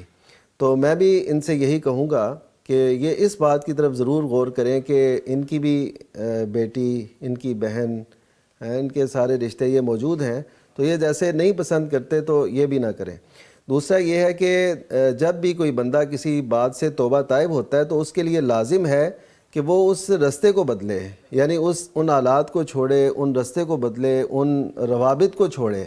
جیسے نبی کریم صلی اللہ علیہ وسلم نے وہ بتایا نا 99 بندوں کا قاتل، صحیح مسلم کی روایت، اس کی توبہ بھی ایک نے کہا کہ نہیں ہوگی، اس نے اسے بھی قتل کر دی، اور اس کے بعد ایک عالم سے اس نے پوچھا تو اس نے کہا کہ تمہاری توبہ ہے، لیکن اس کے لیے کرنا کیا ہے، تم نے ان برے لوگوں کی بستی کو چھوڑ کے اچھے لوگوں کی بستی میں جانا ہے، سوسائٹی چھوڑنی ہے، سوسائٹی کو جوائن کرنا ہے۔ تو جو شخص توبہ کرنا چاہتے ہیں نا، اس کے تقاضوں میں یہ بات شامل ہے کہ وہ ایسے رابطے، ایسے جگہیں، ایسے مقامات، ایسے آلات وہ چھوڑے، پھر اس کی توبہ کی وہ سچی ہوگی نا تڑپ۔ جب وہ رہے بھی وہیں، باتیں بھی انہی سے کرتا رہے، آنا جانا بھی ادھر ہی ہو، تو پھر تو ایسے مواقع میسر آئیں گے۔ اور اس دوران مجھے وہ ایک صحابی ان کا واقعہ یاد آیا کہ ان کا جاہلیت میں ایک اناک نامی عورت تھی، مرثد، ابو مرثد غنوی رضی اللہ تعالیٰ عنہ، تو ان کی اناک نامی خاتون سے شناسائی تھی جاہلیت میں، ظاہر ہے ان کو کوئی ایسی پابندی نہیں۔ اسلام لے آئے، میں ان سے یہ کہوں گا وہ اسلام لے آئے، وہی عورت انہیں پھر بلاتی ہے، اور وہ رات کو نا قیدیوں کو اٹھاتے تھے جو مکہ میں تھے مسلمان قیدی، اور ان کو رہا کر کے تو ان کو مدینے لے آتے تھے، یعنی اتنی اللہ نے انہیں جرت دی تھی، زنجیروں میں جکڑے ہوئے اٹھا کے لے آتے تھے۔ تو وہ عورت رات کو ملی تو اس نے دعوت دی اس وقت، لیکن اب یہ جو ابو مرثد رضی اللہ تعالیٰ عنہ تھے نا، یہ مسلمان ہو چکے تھے، انہوں نے کیا کہا کہ قد حرم اللہ الزنا، کہ اللہ تعالیٰ نے زنا کو حرام قرار دیا ہے۔ ٹھیک، تو اس کا مطلب یہ ہے کہ ان کے ذہن میں یہ باتیں ہونی چاہیے، جب آپ توبہ طائب ہو رہے ہیں تو پھر ان آلات کو، ان مقامات کو، ان روابط کو چھوڑیں، اور یہ ضرور ذہن میں رکھیں کہ اللہ تعالیٰ سے پھر توبہ کرنی ہے۔ یہ نہیں کہنا کہ اب میرے گناہ بہت بڑھ گئے تو اب میں کیا کروں، پھر توبہ کریں، پھر توبہ کریں۔ ماشاءاللہ، تفصیلی جواب اور بہتر جواب آپ نے دیا۔ ناظرین، مسجد کی اہمیت اور فضیلت پر بھی بات ہو رہی ہے، ساتھ ساتھ آپ کی کالز کا جواب بھی دیا جا رہا ہے، لیکن وقت ہے ایک چھوٹی سی بریک کا، ہمارے ساتھ رہیے، بریک کے بعد آپ سے دوبارہ ملاقات ہوتی ہے۔ یہ مہینہ عالیشان ہے، یہ رحمت کا جہاں ہے، خوشیوں کا سما سمیٹ لا برکات رمضان، برکات رمضان، برکات رمضان۔ یہ مہینہ عالیشان ہے، یہ رحمت کا جہاں ہے، خوشیوں کا سما سمیٹ لا برکات رمضان، برکات رمضان، برکات رمضان۔ بسم اللہ الرحمن الرحیم، ویلکم بیک ناظرین، برکات رمضان سحر ٹرانسمیشن جاری ہے، آپ کی کالز بھی ہمیں موصول ہو رہی ہیں۔ میں نمبر دہرا دیتا ہوں، UAN 04211170000، جس پر آپ ہمیں لائیو کالز کر سکتے ہیں۔ اس کے ساتھ ساتھ واٹس ایپ نمبر بھی 0321565200۔ بریک میں جانے سے پہلے شیخ عبدالقیوم صاحب، آپ بات کر رہے تھے مسجد میں دل کا لگنا، مسجد سے محبت کا ہونا، اس کے بارے میں ذرا اس بات کو مکمل کیجیے گا۔ جی، میں آپ کو حدیث رسول صلی اللہ علیہ وسلم سنا رہا تھا کہ آپ علیہ الصلوۃ والسلام نے فرمایا کہ 7 بندوں کو اللہ رب العزت قیامت والے دن اپنے عرش کے سائے تلے جگہ دیں گے، تو اس میں ایک بندہ وہ ہوگا جس کا دل مسجد کے ساتھ جڑا ہوا ہے، سبحان اللہ، ایک وقت کی نماز پڑھ لی ہے اور دوسری وقت کی نماز کی تیاری ہے اور انتظار میں بیٹھا ہوا ہے، ایک ابھی نماز مکمل ہوئی ہے تو ذکر و اذکار یا اشراق اس طرح کی نمازوں کے لیے، نوافل کے لیے مسجد کے ساتھ وہ دل لگا کے بیٹھا ہوا ہے۔ یہ مسجد کے ساتھ تعلق رکھنے کا جو اللہ رب العزت اس کو اجر دیں گے، جزا دیں گے، کہ اتنا بڑا یہ عمل ہے کہ اللہ رب العزت اس کو اپنے عرش کے سائے تلے جگہ دے دیں گے۔ سبحان اللہ۔ اسی طرح نبی علیہ الصلوۃ والسلام کا فرمان ہے کہ فرشتے اس بندے کے لیے دعا کرتے ہیں جو بندہ مسجد میں بیٹھا رہتا ہے اور ذکر و اذکار کرتا ہے یا نفل و نوافل پڑھتا ہے، فرشتے جو ہیں اس کے لیے رحمت کی اور بخشش کی دعائیں کرتے ہیں کہ اللہ رب العزت اس بندے کے اوپر رحمت فرما دیں، اس بندے کو بخشش فرما دیں۔ اور جیسے کہ میں نے پہلے کہا تھا کہ یہ مسجد کے ساتھ تعلق ایک ایمان کی علامت ہے۔ اللہ رب العزت نے بیان فرما دیا کہ مسجدوں کی تعمیر اور بنا اور انتظام و انصرام جو ہے یہ مومن بندوں کا کام ہے۔ ایک کالر لے لیں پلیز۔ السلام علیکم ورحمۃ اللہ وبرکاتہ۔ وعلیکم السلام۔ اختر حنیف صاحب لاہور سے، کیسے ہیں سر؟ ٹھیک ہیں الحمدللہ، آپ خیریت ہیں؟ فرمائیے گا، آپ کا کیا سوال ہے؟ اچھا، حدیث پاک میں آتا ہے کہ فرقوں سے بچنا ہے اور اپنے آپ کو اللہ تعالیٰ کی طرف رجوع میں لانا ہے۔ جی، تو قرآن میں اللہ تعالیٰ سورہ انعام میں کہتے ہیں 159 نمبر آیت میں، بے شک جن لوگوں نے اپنے دین کو جدا جدا کر دیا، گروہ گروہ بن گئے، آپ کا ان سے کوئی تعلق نہیں، بس ان کا معاملہ اللہ کے حوالے کر دو، پر ان کو ان کا کیا جتلا دیا جائے گا انہیں قیامت والے دن، یعنی کہ تو یہ چیز ہمیں کیا احتیاط کیسے کی جائے گی؟ آج تو لوگ اپنے یعنی کہ اس کو گروہ کو یعنی کہ پریفر دیتے ہیں۔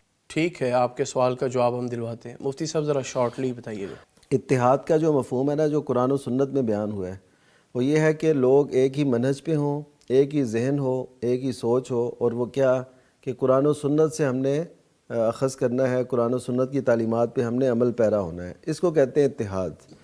تو اس میں اگر کوئی اپنا نام کوئی رکھتا ہے، کوئی پہچان کے لیے، کوئی تعارف کے لیے، وہ تو علیحدہ بات ہے، لیکن اس کی بیس پر تعصب آ جانا یہ غلط ہے۔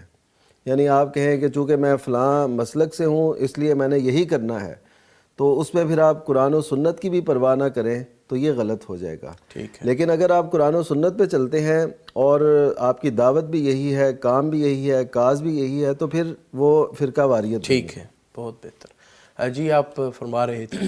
جی میں بیان کر رہا تھا کہ اللہ رب العزت نے مسجد کے ساتھ تعلق کو ایمان کی بنیاد کہا. نبی علیہ الصلوۃ والسلام نے حدیث میں قرآن مجید کی اس آیت کی تشریح کرتے ہوئے سمجھ لیں کہ کیونکہ حدیث قرآن کی تشریح ہے تو نبی علیہ الصلوۃ والسلام نے بھی ایمان کا جو ہے وہ پیمانہ کسے رکھا کہ مسجد کے ساتھ تعلق. اور آپ علیہ الصلوۃ والسلام نے فرمایا کہ جو مسجد کے ساتھ جڑا ہوا ہے اس کا مسجد کے اندر آنا ہمیشگی کے ساتھ ہے، وہ 5 وقت کی نماز پڑھتا ہے، مسجد کا انتظام انصرام کا خیال کرتا ہے، تو آپ لوگ اس کے بلا جھجک اس کے ایمان کی گواہی دیتے ہیں. یہ اتنا بڑا عمل ہے اور اتنی بڑی فضیلت ہے اس مسجد کے ساتھ تعلق رکھنا اور مسجد کے ساتھ جڑے رہنے کی. جی ٹھیک. اچھا اس میں جی جی تھوڑی سی وضاحت موقع پہ ہی ہو جائے اچھا ہے. وہ ایسا ہے کہ یہ تو بات ٹھیک ہے کہ جیسے آیت مبارکہ میں انما یامر مساجد اللہ من آمن باللہ کہ اللہ کی مساجد کو ایمان والے ہی کرتے ہیں. لیکن جس حدیث کا شیخ نے حوالہ دیا ہے وہ حدیث مبارکہ سنداً ثابت نہیں ہے، یعنی وہ اس میں سکم ہے. تو اس وجہ سے بہرحال یہ ہے کہ مساجد سے تعلق ایمان کی گواہی تو ہے، لیکن اگر ہم یہ کہیں نبی صلی اللہ علیہ وسلم نے فرمایا تو اس کی سند میں وہ مستند نہیں ہے اس کی. صحیح. حرمین الشریفین مسلمانوں کے ایمان کا مرکز ہے، محور عقیدت و احترام ہے. اور بریک میں جانے سے پہلے شیخ عبدالقیوم صاحب مسجد نبوی کی فضیلت کے حوالے سے بات کر رہے تھے، تو یہ شوق پیدا ہوا ہے کہ بیت اللہ مسجد حرام کی فضیلت اور اس کے مناقب کے حوالے سے بھی آپ کچھ بات فرمائیں. جی مسجد حرام جو ہے اس دھرتی پر سب سے پہلی مسجد ہے. اللہ اکبر. جب سیدنا ابراہیم علیہ السلام نے اس کی بنیادوں کو اٹھایا تو وہاں بھی اللہ تعالیٰ نے فرمایا وَإِذْ يَرْفَعُ إِبْرَاهِيمُ الْقَوَاعِدَ، یعنی بنیادوں کو اٹھایا. تو اس کا مطلب ہے اس سے پہلے اس کا وجود موجود تھا. جیسا کہ ابھی ہم نے اسی سیشن میں یہ بات بھی کہی کہ حضرت ابراہیم علیہ السلام نے اپنے بیٹے کو بسا کے کہا اِنْدَ بَيْتِكَ الْمُحَرَّمِ، حالانکہ تب کوئی تعمیر تو نہیں تھی، ابھی تک تو وہ چھوٹے تھے نا. تو حضرت ابراہیم علیہ السلام جب دوبارہ آئے پھر جب وہ بڑے ہو گئے تو تب تعمیر کی بیت اللہ کی. لیکن انہوں نے یہ کیوں کہا اِنْدَ بَيْتِكَ الْمُحَرَّمِ؟ اس کا مطلب ہے پہلے سے اس کا وجود موجود تھا اور نشاندہی اس کی موجود تھی، تو اس پہ ہی انہوں نے یہ بیس کیا اور اس وجہ سے یہ کہا. تو اس کا مطلب ہے پہلا گھر دنیا کے بت قدوں میں، پہلا وہ گھر خدا کا، ہم پاسباں اس کے، وہ پاسباں ہمارا. تو یہ وہ پہلی مسجد ہے.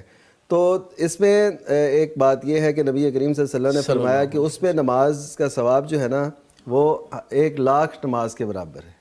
مسجد حرام میں 1,00,000 نماز کے برابر ہے. یہ مسجد حرام جو ہے نا جو اب ہے، نبی صلی اللہ علیہ وسلم کے دور میں اتنی تو نہیں تھی، اب تو بہت ماشاءاللہ توسیع ہو گئی اس میں. تو وہ سب کو فضیلت ساتھ ساتھ شامل ہوتی جا رہی ہے، جتنی بھی توسیع ہوتی رہے گی اس کے بعد بھی ہوگی تو وہ سب کو شامل ہے. تو 1,00,000 نماز کا ثواب اس کو دیا گیا ہے. اس میں ایک راز کی بات تھوڑی سی یہ ہے کہ دیکھیے کہ جس مسجد کو نبی کریم صلی اللہ علیہ وسلم نے بنایا وہ مسجد نبوی ہے. مسجدی حاضہ، نبی صلی اللہ علیہ وسلم اس کی نسبت اپنی طرف کرتے، میری یہ مسجد. تو مسجد حرام جو ہے اس کی بنیاد رکھی فرشتوں نے، اور پھر آدم علیہ السلام، پھر ایسے وہ پوری ڈیٹیلز ہیں اس کی، اور پھر اس کی بنیادوں کو استوار کیا سیدنا ابراہیم علیہ السلام نے. اب دیکھیے کہنے میں مسجد نبوی کی فضیلت زیادہ ہونی چاہیے کیونکہ آپ صلی اللہ علیہ وسلم سردار انبیاء ہیں. بے شک. لیکن اس کا مطلب یہ نکلتا ہے جو فضیلتیں ہیں نا وہ اس بات کی متقاضی نہیں ہے کہ ان میں قیاس کیا جائے. فضیلتیں اپنے طور پر ثابت ہوتی ہیں، وہ نصاً ثابت ہوتی ہیں، ان میں قیاس نہیں کیا جاتا. تو اس وجہ سے شخصیات کی فضیلت کی بات ہو یا مقامات کی، ان میں قیاس نہیں چلے گا، اس میں نص چلے گی. اب ہمارا دل تو کہتا ہے جس مسجد کو ہمارے نبی نے بنایا صلی اللہ علیہ وسلم اور جو سردار انبیاء ہیں تو ان کی مسجد بنائی ہوئی اس کی فضیلت زیادہ ہونی چاہیے. لیکن فضیلت کس کی زیادہ؟ خود نبی کریم صلی اللہ علیہ وسلم یہ اظہار فرما رہے ہیں. تو اس کا مطلب ہے کہ ہمیں اس بات کا خیال رکھنا چاہیے کہ جو نبی کریم صلی اللہ علیہ وسلم نے فرمایا وہی اصل دین ہے، وہی حقیقت ہے، اور اسی کو لے کے ہم نے آگے چلنا ہے. تو یہ مسجد حرام کی فضیلت. اب یہ کیوں ہے اور اس میں جو دل اٹکے رہتے ہیں اور مسجد حرام سے جو تعلق ہے اور اس کے وہاں جانے کو لوگ جو اہمیت دیتے ہیں، پوری دنیا کے لوگ جو مسلمان ہیں وہ چاہتے ہیں کہ ہم ایک دفعہ اس کا دیدار نصیب ہو جائے، اس کی ہم دیکھ لیں. تو یہ اللہ تعالیٰ نے اس کی محبت اور حضرت ابراہیم علیہ السلام کے خلوص کا نتیجہ اور جو اس کی قدامت ہے، یعنی جب سے وہ بنی ہے تو تب سے لے کے اس کے اندر جو اللہ تعالیٰ نے مختلف انبیاء کرام علیہ السلام، پھر یہ ہے کہ نبی کریم صلی اللہ علیہ وسلم کو وہاں پہ آپ کا تشریف لانا، پھر قبلہ اس کی طرف ہمارا رخ کر دینا، یہ بھی اس امت کا اعزاز ہے۔ جیسے یہ نبی صلی اللہ علیہ وسلم افضل ہے، جیسے یہ امت سب سے امتوں سے افضل ہے، اسی طرح اللہ تعالیٰ نے قبلہ دیا تو وہ بھی سب سے افضل ہے۔ تو یہ کچھ ایسے ہمارے لیے بڑے اعزاز کی باتیں ہیں اگر ہم ان کو سمجھیں تو، کہ امت محمدیہ علیہ صاحبہ الصلاۃ والسلام بہت قدر کی حامل ہے، کہ ان کو دیکھیں اللہ تعالیٰ نے کیسے اعزازات سے نوازا ہے۔ تو اس میں ایک مسجد حرام کی فضیلت بھی ہے، اور کعبہ سے جو محبت ہے وہ سب جانتے ہیں۔ بے شک بے شک۔ ناظرین، مسجد حرام کی فضیلت کے حوالے سے آپ بات سن رہے ہیں، بات چلتی رہے گی، ایک چھوٹی سی بریک کا وقت ہوتا ہے، اسٹے ود اس۔ یہ مہینہ علیشان ہے، یہ رحمت کا جہاں ہے، خوشیوں کا سما سمیٹ لا برکات رمضان، برکات رمضان، برکات رمضان۔ یہ مہینہ علیشان ہے، یہ رحمت کا جہاں ہے، خوشیوں کا سما سمیٹ لا برکات رمضان، برکات رمضان، برکات رمضان۔ ویلکم بیک ناظرین۔ شیخ بریک میں جانے سے پہلے مسجد الحرام کی اہمیت، فضیلت آپ نے بڑی اس کی ڈیٹیل سے جو ہے نا وضاحت فرمائی۔ میں چاہوں گا کہ مسجد اقصیٰ اور مسجد قباء کی فضیلت کے حوالے سے بھی ہمارے ناظرین کو آگاہ کریں، اور آپ کے جواب سے پہلے میں ریپیٹ کروں گا، UAN نمبر 0421170000، اس پہ آپ لائیو کالز کریں اور اپنے سوالات کے جواب لیں مفتیان کرام سے۔ جی مفتی صاحب۔ جی، اس میں ایسا ہے کہ مسجد قباء، یہ تین، مسجد اقصیٰ، یہ ان تین مساجد میں سے ہے جس کے متعلق نبی کریم صلی اللہ علیہ وسلم نے فرمایا لا تشد الرحال الا الى ثلاثۃ مساجد، کہ تین مساجد کے علاوہ روئے زمین پر کسی اور جگہ کی طرف ثواب کی نیت سے اور باقاعدہ سفر کی تیاری کر کے نہیں جایا جا سکتا، صرف انہی کی طرف جانا ہو۔ تو صرف تین مساجد ہیں ثواب کی نیت سے، ہاں جی، ثواب کی نیت سے اور باقاعدہ اہتمام کے ساتھ، مسجد حرام، مسجد نبوی اور تیسری مسجد اقصیٰ۔ تو مسجد اقصیٰ کی فضیلت کو نبی صلی اللہ علیہ وسلم نے ایک ہی حدیث میں بیان کرنا، اس کا مطلب ہے کہ مسجد اقصیٰ سے بھی مسلمانوں کا گہرا تعلق۔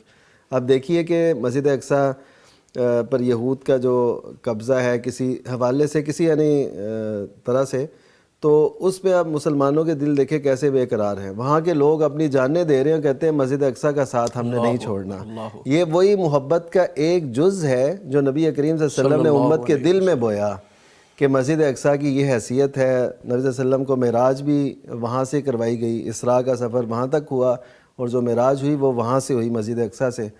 تو اس میں بڑی ایک اہمیت بتائی جاتی ہے نا، کہ دیکھیں سیدھا بھی تو جا سکتے تھے معراج پہ اوپر، لیکن آسمانوں پہ، لیکن آپ کو مسجد اقصیٰ کی سیر کرائی گئی۔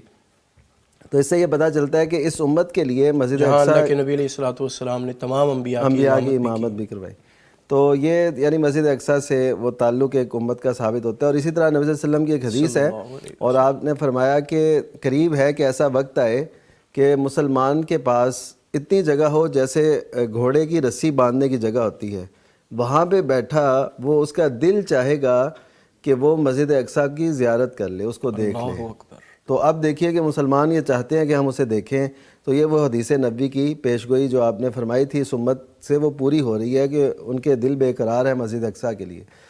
اور اسی طرح مسجد اقصیٰ میں جو نماز پڑھنے کی فضیلت جو ثابت ہے، ایک تو 500 نمازوں کی ہے، وہ کچھ سندن اس میں کچھ فرق ہے۔ جو زیادہ معتبر روایت ہے جسے علامہ البانی نے بھی ذکر کیا، وہ 250 نمازوں کی ہے۔ یعنی آپ ترتیب یہ بنائیں گے مسجد اقصیٰ میں نماز پڑھنے کی فضیلت 250 نمازیں، اور مسجد نبوی میں 1000، اور مسجد حرام میں 1,00,000۔ تو یہ صحیح احادیث سے جو ثابت چیزیں ہیں وہ یہ ہیں۔ تو یہ بھی یعنی فضیلت میں چلی آ رہی ہے ساتھ ساتھ. بلا شبہ. تو یہ انبیاء کرام علیہ السلام سے جو تعلق ہے اس کو بھی واضح کرتا ہے کہ نبی کریم صلی اللہ علیہ وسلم نے انبیاء کرام علیہ السلام کو بھی بہت مقام اور حیثیت دی. اور اسی طرح مسجد اقصیٰ جو ہے یہ ہمارے لیے ایک امید ہے، اور انشاءاللہ ہم اللہ تعالیٰ سے دعا گو ہیں ان گھڑیوں میں کہ اس سے اللہ تعالیٰ یہود کے چنگل سے رہائی نصیب کرے، آزادی دے، اور ہم یہ دن دیکھیں اپنی آنکھوں سے کہ مسجد اقصیٰ اور اس کا آس پاس اس کا ماحول جو ہے وہ جسے بابرکت اللہ تعالیٰ نے قرار دیا، بارکنا حولہ، اللہ تعالیٰ اس کو ہماری زندگیوں میں ہم اسے آزاد دیکھ پائیں. آمین آمین. شیخ، بندہ کسی کے گھر جاتا ہے، کسی بڑے کے پاس جاتا ہے، کچھ آداب ہوتے ہیں، رولز ہوتے ہیں، لوگ ان کو فالو کرتے ہیں. اللہ تعالیٰ کا گھر بھی ہے مسجد، تو لوگ نماز پڑھنے کے لیے آتے ہیں، تو نماز کے لیے جانے کے مسجد میں اس کے کیا آداب ہیں؟ جی بالکل، جب کوئی کسی کے گھر جاتا ہے تو جتنا عظیم وہ گھر والا ہوتا ہے یا جتنا وہ بڑی پرسنالٹی ہوتی ہے، عظمت والا گھر ہوتا ہے، تو اسی کے اعتبار سے بندہ آداب کو ملحوظ خاطر رکھتا ہے. تو مسجدیں تو پھر اللہ رب العزت کا گھر ہیں، تو یہاں پر تو بہت زیادہ آداب کو ملحوظ خاطر رکھنا چاہیے. تو احادیث میں بہت زیادہ آداب بتائے گئے ہیں مسجد میں جانے کے، جس میں سے مسجد کے اندر جب آپ جاتے ہیں تو مسجد کی صفائی کا خیال رکھنا. جس طرح کہ حدیث میں آتا ہے کہ ایک مرتبہ ایک دیہاتی آدمی آیا اور آ کے مسجد کے اندر اس نے پیشاب کرنا شروع کر دیا، تو صحابہ کرام فوراً لپکے اس کو روکنے کے لیے. تو نبی علیہ الصلوۃ والسلام نے فرمایا رک جاؤ ابھی ٹھہر جاؤ. تو جب وہ اپنی حاجت کر چکا، فارغ ہو گیا، اور نبی علیہ الصلوۃ والسلام نے پھر اس کو بلایا اور فرمایا یہ مسجد اللہ رب العزت کا گھر ہے، یہ نماز ذکر کی جگہ ہے، اس کی صفائی کا لازمی خیال رکھنا ہے. اور آپ علیہ الصلوۃ والسلام چونکہ مسجد کچی تھی تو آپ علیہ الصلوۃ والسلام نے وہ پانی کا برتن منگوایا اور وہاں پر پانی انڈیل کر اس گندگی کو زائل کر دیا، اور سبق بھی دے دیا کہ یہ مسجدیں اللہ رب العزت کی عبادت کے لیے بنائی گئی ہیں، اس کا خیال رکھنا ہے، ثواب کا اور اس کے صفائی کا، ستھرائی کا خیال رکھنا ہے. اسی طرح نبی علیہ الصلوۃ والسلام نے فرمایا کہ مجھے میری امت کے اعمال پیش کر دیے گئے، اس میں حتیٰ کہ اگر مسجد کے اندر کسی نے تنکا بھی اٹھایا ہے تو وہ بھی میرے اوپر وہ مجھے بتا دیے گئے، دکھلا دیے گئے. یعنی یہ چھوٹا سا چھوٹا عمل بھی اتنا اہم ہے، مسجد کی صفائی سے ایک تنکا اٹھانا بھی اتنا اہم ہے کہ نبی علیہ الصلوۃ والسلام نے اس کی صفائی کی تلقین فرما دی. اسی طریقے سے وہ جیسے میں نے ایک پہلے بوڑھی عورت کا واقعہ بیان کیا کہ اتنی اللہ رب العزت نے اس کو فضیلت عطا کی کہ نبی علیہ الصلوۃ والسلام نے بذات خود جا کر اس کی قبر پر دعائے خیر بھی کی اور صحابہ کو یہ تلقین، جنازہ پڑھا، وہاں پہ جا کے نماز جنازہ ادا کی. اور اسی طریقے سے نبی علیہ الصلوۃ والسلام نے مسجد کے اندر شور کرنے سے منع فرمایا تاکہ نمازی جو مخیل نہ ہوں. حضرت عمر رضی اللہ تعالیٰ عنہ کے دور کا واقعہ ہے کہ آپ رضی اللہ تعالیٰ عنہ مسجد میں شاید کوئی نوافل وغیرہ ادا کر رہے تھے، تو دو مدینے کے باہر سے آئے ہوئے لوگ آپس میں گفتگو کر رہے تھے، باتیں کر رہے تھے. تو انہوں نے جب دیکھا تو ایک صحابی کو اشارہ کیا کہ ان کو بلا کے لائیں. جب وہ لائے گئے تو پوچھا کہ آپ کہاں سے آئے ہیں؟ حضرت عمر رضی اللہ عنہ جری صحابی تھے اور دبدبہ تھا لوگوں کے اوپر ان کا. تو پوچھا کہاں سے آئے ہیں؟ انہوں نے کہا جی ہم اہل طائف والے ہیں، ہم طائف سے آئے ہیں. تو انہوں نے کہا کہ اگر تم لوگ مدینہ کے رہائشی ہوتے نا تو میں تم کو کوڑے لگاتا میں. یعنی اتنا یہ ناپسندیدہ عمل ہے. اسی طریقے نبی علیہ الصلوۃ والسلام کے بارے میں امی عائشہ رضی اللہ تعالیٰ عنہا فرماتی ہے کہ نبی علیہ الصلوۃ والسلام نے ہمیں وصیت کی کہ ہم محلوں کے اندر مسجدیں بنائیں، ان کو صاف ستھرا رکھیں، خوشبودار رکھیں. مسجد کے آداب میں یہ بھی ہے کہ مسجد کے اندر تھوکنا نہیں، یہ بھی نبی علیہ الصلوۃ والسلام نے منع فرمایا کہ یہ مسجد کے اندر تھوکنا یہ گناہ ہے، اور اس کا کفارہ کیا ہے؟ اس کو وہاں سے مٹا دینا. پہلے مسجدیں کچی ہوتی تھی تو اوپر مٹی ڈال دینا اس کا گناہ کا کفارہ تھا. آج کل چونکہ مسجدیں جو ہیں پتھر لگے ہوتے ہیں، پکی ہوتی ہیں، چونا وغیرہ پینٹ وغیرہ ہوا ہوتا ہے، تو آج کل اس کا حل یہ ہے کہ اس کو وہاں سے صاف کر دینا. صحیح. تو نماز میں انسان مسجد میں جب جائے تو اس کے حوالے سے اس کو کن کن چیزوں کا خیال رکھنا چاہیے؟ جی نبی علیہ الصلوۃ والسلام نے اس بارے میں جو ہدایات فرمائی ہیں ان میں سے ایک یہ ہے کہ جب مسجد میں جانا ہے نماز پڑھنے کے لیے، پہلے تو یہ ہے کہ زیادہ بہتر ہے بندہ گھر سے وضو کر کے چلے. اور آپ علیہ الصلوۃ والسلام نے فرمایا گھر سے وضو کر کے جب بندہ چلتا ہے تو وہ ہر ایک قدم اس کا نیکی گنا جاتا ہے. اسی طریقے سے جب مسجد میں جانا ہے تو باوقار طریقے سے جانا ہے، سکینت نازل ہو، بھاگتے دوڑتے جا کے نماز میں شامل ہونا، یہ نبی علیہ الصلوۃ والسلام کی تعلیمات کے سمجھنے کے منافی ہے۔ آپ علیہ الصلوۃ والسلام نے فرمایا کہ جو نماز تمہیں مل جائے اسے پڑھ لو، جو رہ جائے اسے پورا کر لو، اہتمام یعنی کے امام ساتھ کے اکرام سلام کے ساتھ۔ پھرنے کے بعد اسے جی جی جی، کوئی آتا ہے کچھ کی 1 رکعت 2 رکعتیں رہ گئی ہیں تو وہ بھاگ دوڑ کے آئے اور ہانپ رہا ہو، سانس چڑھا ہو، وہ جلدی سے بھاگ کے ساتھ شامل ہو جائے، ان چیزوں سے نبی علیہ الصلوۃ والسلام نے منع فرمایا۔ ٹھیک ہے شیخ، مساجد کی تزئین و آرائش، ان کو رینوویٹ کرنا، فرنشڈ رکھنا، صفائی ستھرائی، اس کے بارے میں آپ کیا کہیں گے؟ یہ کیسا عمل ہے؟ یقیناً فضیلت والا عمل ہے، لیکن ذرا اس کو آپ ڈیٹیل سے ڈیفائن کر دیں۔ اچھا، اس میں ایسا ہے کہ جب سیدنا عثمان رضی اللہ تعالیٰ کے دور میں مسجد نبوی کی توسیع ہونی تھی، یہ صحیح بخاری میں موجود ہے، تو انہوں نے نا بڑا اچھا پتھر منگوایا اور وہ لگایا، تو ان پہ کسی نے اعتراض کیا کہ آپ وہ مسجد جو سادہ سی تھی اس کو آپ ایسے آرائش کے ساتھ بنا رہے ہیں، بڑی تزئین کے ساتھ۔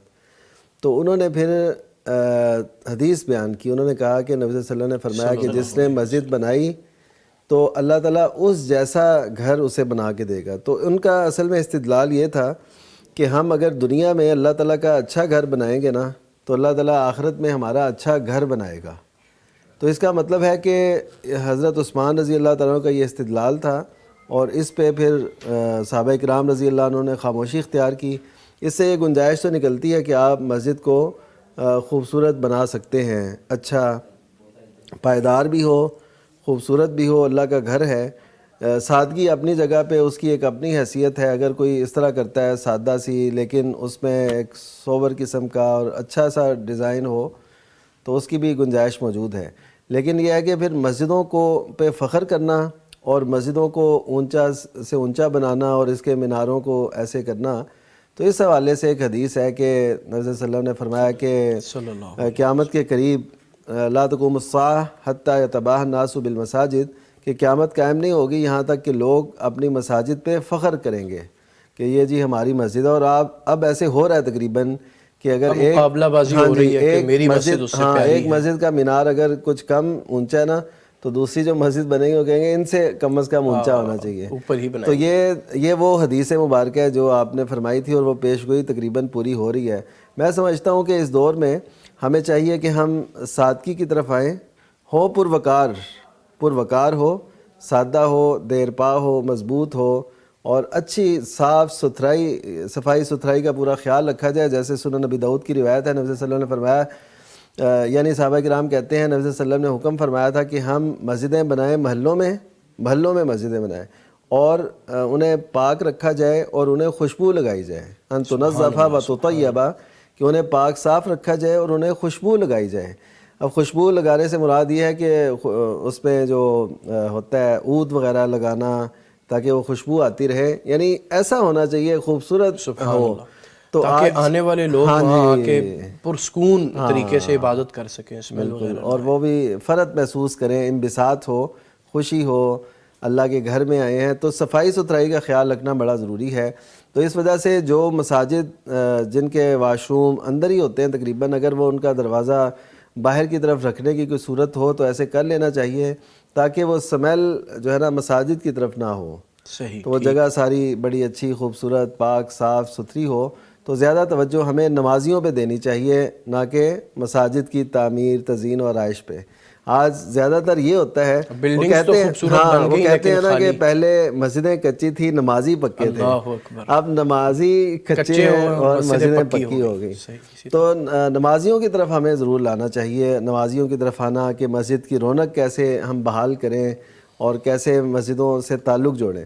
اس حوالے سے آپ دیکھیے کہ بڑا گیپ ہے، خلا ہے، وہ یہ ہے کہ مسجدیں تو بنا دی جاتی ہیں، جیسے وہ اقبال نے کہا تھا نا، مسجد تو بنا لی شب بھر میں ایمان کی حرارت والوں نے، من اپنا پرانا پاپی ہے برسوں میں نمازی بن نہ سکا۔ تو مسجدوں کی آرائش سے زیادہ مسجدوں کی آباد کاری کی طرف ہمیں آنا چاہیے۔ ہم نئی نسل کو کیسے جوڑیں؟ اگر ہم دیگر ممالک کو دیکھیں تو وہاں پہ آپ عرب میں چلے جائیں، آپ انڈونیشیا، ملائیشیا، ترکی، ان مساجد میں آپ کو نوجوان ملیں گے، ہماری جو اس خطے کی مساجد ہیں ان میں آپ کو نوجوان میں کم ملتے ہیں، نوجوان کم ملتے ہیں. اس کی وجہ کیا ہے کہ ہم اصل میں آپ بہت پیاری کر رہے ہیں. جی جی ایک کالر ہیں، ان کو لے پھر آپ کی بات کا تسلسل ہوگا. السلام علیکم ورحمۃ اللہ. وعلیکم السلام ورحمۃ اللہ وبرکاتہ. جی اچھا بھائی، ایسا ہے کہ جو آپ حدیثیں لگا رہے ہیں، ہم ویسے بھی شوق سے حدیث وغیرہ پڑھ رہے ہیں اور قرآن بھی ترجمے سے پڑھ رہے ہیں، تو اس میں جو ان سا ہے کیا ہمارے لیے ڈگری کا ہونا ضروری ہے؟ کیونکہ الحمدللہ میں بیچلر ہوں، تو یہ چیزیں بہت باہر اگر ہم بتاتے ہیں نا کہ حدیث میں نے ایسے پڑھی ہے، ایسے عمل کرنا چاہیے، قرآن میں نے یہ چیز پڑھی، ترجمے میں تو یہ چیز ہونی چاہیے، تو لوگ کہتے ہیں آپ کوئی عالم ہو، آپ کے پاس کوئی تصدیق سند ہے. ٹھیک ہے، آپ کے سوال کا جواب دلواتے ہیں. مفتی صاحب فرمائیے. ہاں نہیں، یہ تو نبی کریم صلی اللہ علیہ وسلم کا مشہور ارشاد ہے، اور کہ بلغوا انی ولو آیا، کہ میری طرف سے پہنچاؤ اگرچہ ایک آیت ہی کیوں نہ ہو. یعنی ایک آیت بھی پہنچائیں.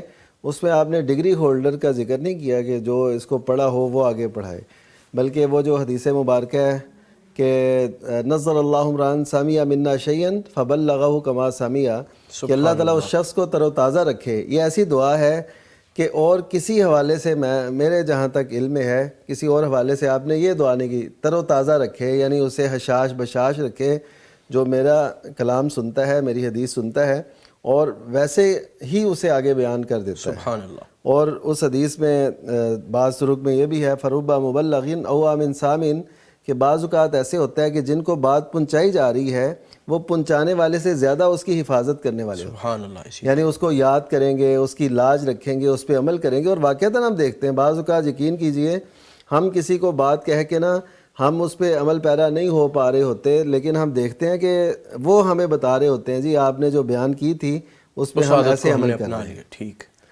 جی السلام علیکم ورحمۃ اللہ. ایک کالر ہیں عثمان صاحب لاہور سے. السلام علیکم. جی وعلیکم السلام. کیا حال چال ہے سر؟ ٹھیک ٹھاک. شکر ہے اللہ کا. فرمائیے گا کیا سوال ہے آپ کا؟ سر سوال میرا یہ ہے کہ ابھی مفتی صاحب بات کر رہے ہیں کہ مسجدوں کو سجانے کے حوالے سے جو زکوٰۃ کے پیسے وغیرہ ہوتے ہیں، کیا ان سے مسجدوں کی تزئین و رائش کی جا سکتی ہے؟ ٹھیک ہے. اور دوسرا یہ ہے کہ جو زکوٰۃ کے پیسے ہیں ان میں جو ہے نا یہ عورتوں کو باہر لائنوں میں کھڑا کر کے راشن وغیرہ دیا جاتا ہے، تو اس میں محرم اور غیر محرم کا تھوڑا مسئلہ ہے، وہ ذرا بتا دیں. جی بہتر، مجھ سے فرمائیے. جی جی پہلی تو یہ بات کہ میں تو تزئین و آرائش کو یعنی شرعی نگاہ سے دیکھیں تو اتنا پسند نہیں کیا گیا مساجد کے حوالے سے. یعنی جتنی سادہ ہو، جتنی اچھی ہو، مضبوط ہو، خوبصورت ہو، لیکن وہ تزئین و آرائش پہ زیادہ خرچ کرنا، زیادہ پیسہ یعنی اس پہ نہ لگایا جائے، یہ نہ ہو، زیادہ نہ ہو. تو باقی یہ ہے کہ زکوٰۃ کے پیسوں سے مسجد پہ خرچ کرنا، اس کو امت میں عموماً فقہاء نے، علماء نے اس کی اجازت نہیں دی. اگرچہ کئی علماء اس کی اجازت دیتے ہیں، وہ لیکن کم ہیں. لیکن زیادہ تر یہی ہے کہ زکوٰۃ کے پیسے مسجد میں نہیں لگتے، کیونکہ جو زکوٰۃ کے مصارف بیان کیے گئے ہیں ان میں مسجد کا تو خیر ذکر نہیں، ذکر تو وہاں پہ مدرسے کا بھی نہیں ہے، لیکن چونکہ فی سبیل اللہ کا جو مفہوم ہے اس میں بہت سی چیزیں آ جاتی ہیں، اس وجہ سے کئی اہل علم نے مسجد کو شامل کیا ہے. لیکن اس صورت میں کہا ہے جب مسجد اپنا خرچ نہ اٹھا سکتی ہو، یعنی محلہ اتنا غریب ہے کہ وہ اخراجات پورے نہیں کر پا رہے، تو پھر چلیں زکوٰۃ. لیکن بصورت دیگر کوئی بھی اس کا قائل نہیں ہے کہ مسجد کو زکوٰۃ دی جائے، تو زکوٰۃ کے پیسوں سے تزئین و آرائش نہ کریں. دوسرا جو ان کا سوال ہے کہ عورتوں کو، مردوں کو ایک قطار میں کھڑا کر کے ان کو زکوٰۃ دینا، اور یہ ہم کئی جگہ پہ دیکھتے ہیں. میں سمجھتا ہوں کہ اکثر اداروں اور فیکٹریز کے باہر بھی ایسا ہوتا ہے، صرف مساجد کے باہر؟ ہاں نہیں، گھروں میں بھی، بعض گھروں میں ایسے ہوتا ہے، بعض فیکٹریز میں، بعض ایسے. تو اس کا حل میں بتاتا ہوں، حل بھی بتاتا ہوں، اور اس کا وہ مسئلہ بھی. حل یہ ہے کہ آپ جب آپ نے زکوٰۃ دینی ہو یا ایسا کوئی فنڈ دینا ہو، تقسیم کرنا ہو، راشن یا کوئی، آپ نا لوگوں سے مختلف اوقات میں پرچیاں منگوائیں، فارم فل کروائیں. ٹھیک ہے، جو وہ دے دے ان تک گھروں میں عزت اور احترام کے ساتھ ان کو پہنچا دیں. آپ کو پتہ بھی چل جائے کہ یہ ضرورت مند ہے کہ نہیں ہے. آپ جب ان کے گھر بار اور ان کے سارے وہ دیکھیں گے تو وہاں پہ جا کے آپ ان کو فراہم کر دیں. تو یہ بڑا عزت اور پروقار طریقہ ہے. ایسے لائنوں میں لگانا، اور ایسے میں نے یہ بھی دیکھا کہ صبح سے یعنی سحری کے وقت سے لوگ جمع ہونے شروع ہو جاتے ہیں، دھوپ نکل آتی ہے، لوگ روزے سے بھی ہوتے ہیں، وہ وہیں پہ کھڑے ہیں. تو وہ اندر سے جب صدا آنی ہے تو انہوں نے لینا ہے، اور ایسے وہ سارے سلسلے ہیں. تو اس وجہ سے اگر آپ نے خرچ کرنا ہے تو عزت سے دیں، یعنی عزت نفس پہ کوئی وہ حرف نہ آئے. یہ اسلام کی تعلیمات میں سے. زبردست. ایک کالر ہیں. السلام علیکم ورحمۃ اللہ. وعلیکم السلام. بہرام خان صاحب اسلام آباد سے. سر آپ کیسے ہیں؟ خیر و عافیت سے ہیں؟ شکر ہے الحمدللہ. فرمائیے گا کیا سوال ہے آپ کا؟ سوال میرا یہ جمعے کے دن سنتی کس ٹائم پڑھنے چاہیے؟ دہرائیے گا پھر پلیز. یہ سنت کس ٹائم پڑھنی چاہیے؟ جب اذان شروع ہو نا، قاری صاحب اذان دے رہے اس ٹائم سنتے پڑھنا جائز ہے کہ نہیں؟ جی ٹھیک ہے، ٹھیک ہے. ہم مفتی صاحب سے آپ کا جواب لیتے ہیں. کال کرنے کا شکریہ. جی فرمائیے گا. جی اذان ہو رہی ہو اس کا مطلب ہے ٹائم ہو چکا ہے نماز کا. فجر کی نماز ہے یا کوئی بھی نماز ہے، اذان جب اس کی ہو رہی ہے تو اس کا مطلب ہے ٹائم ہو چکا ہے نماز کا. تو آپ سنتے تو پڑھ سکتے ہیں. یعنی اگر اذان نہیں شروع ہوئی اس سے پہلے سنتے پڑھنا درست نہیں ہے، کیونکہ ابھی تو وقت ہی نہیں ہوا. تو ہم اذان کے بعد ہی سنتے پڑھیں گے.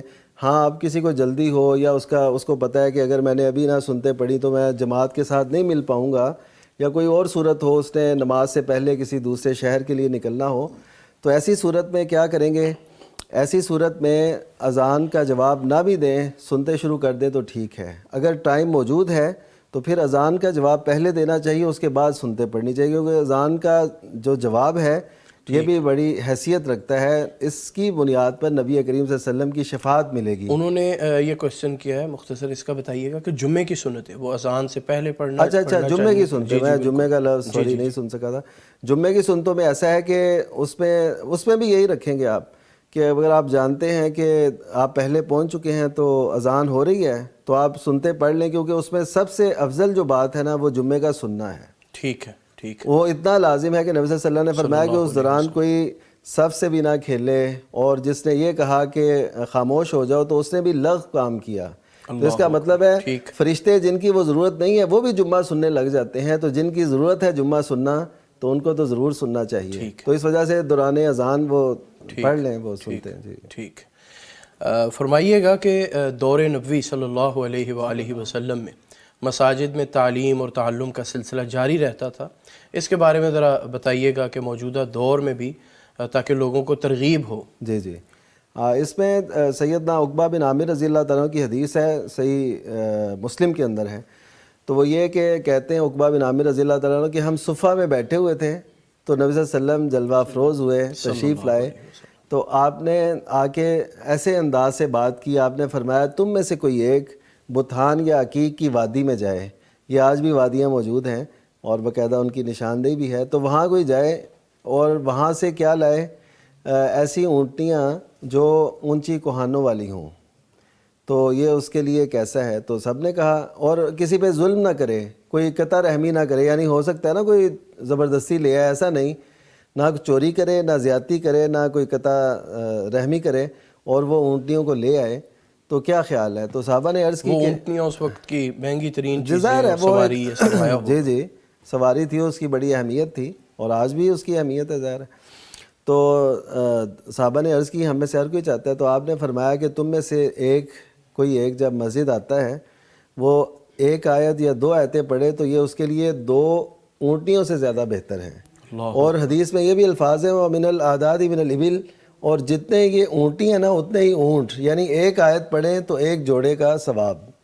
یعنی اونٹنی اور اونٹ قربان کرنے کا جیسے ثواب ملتا ہے نا، ایک آیت پڑھنے کا اتنا ثواب ملے گا. تو یہ نبی صلی اللہ علیہ وسلم صفہ میں تشریف لائے اور صفہ میں صحابہ کرام بیٹھے ہوئے تھے.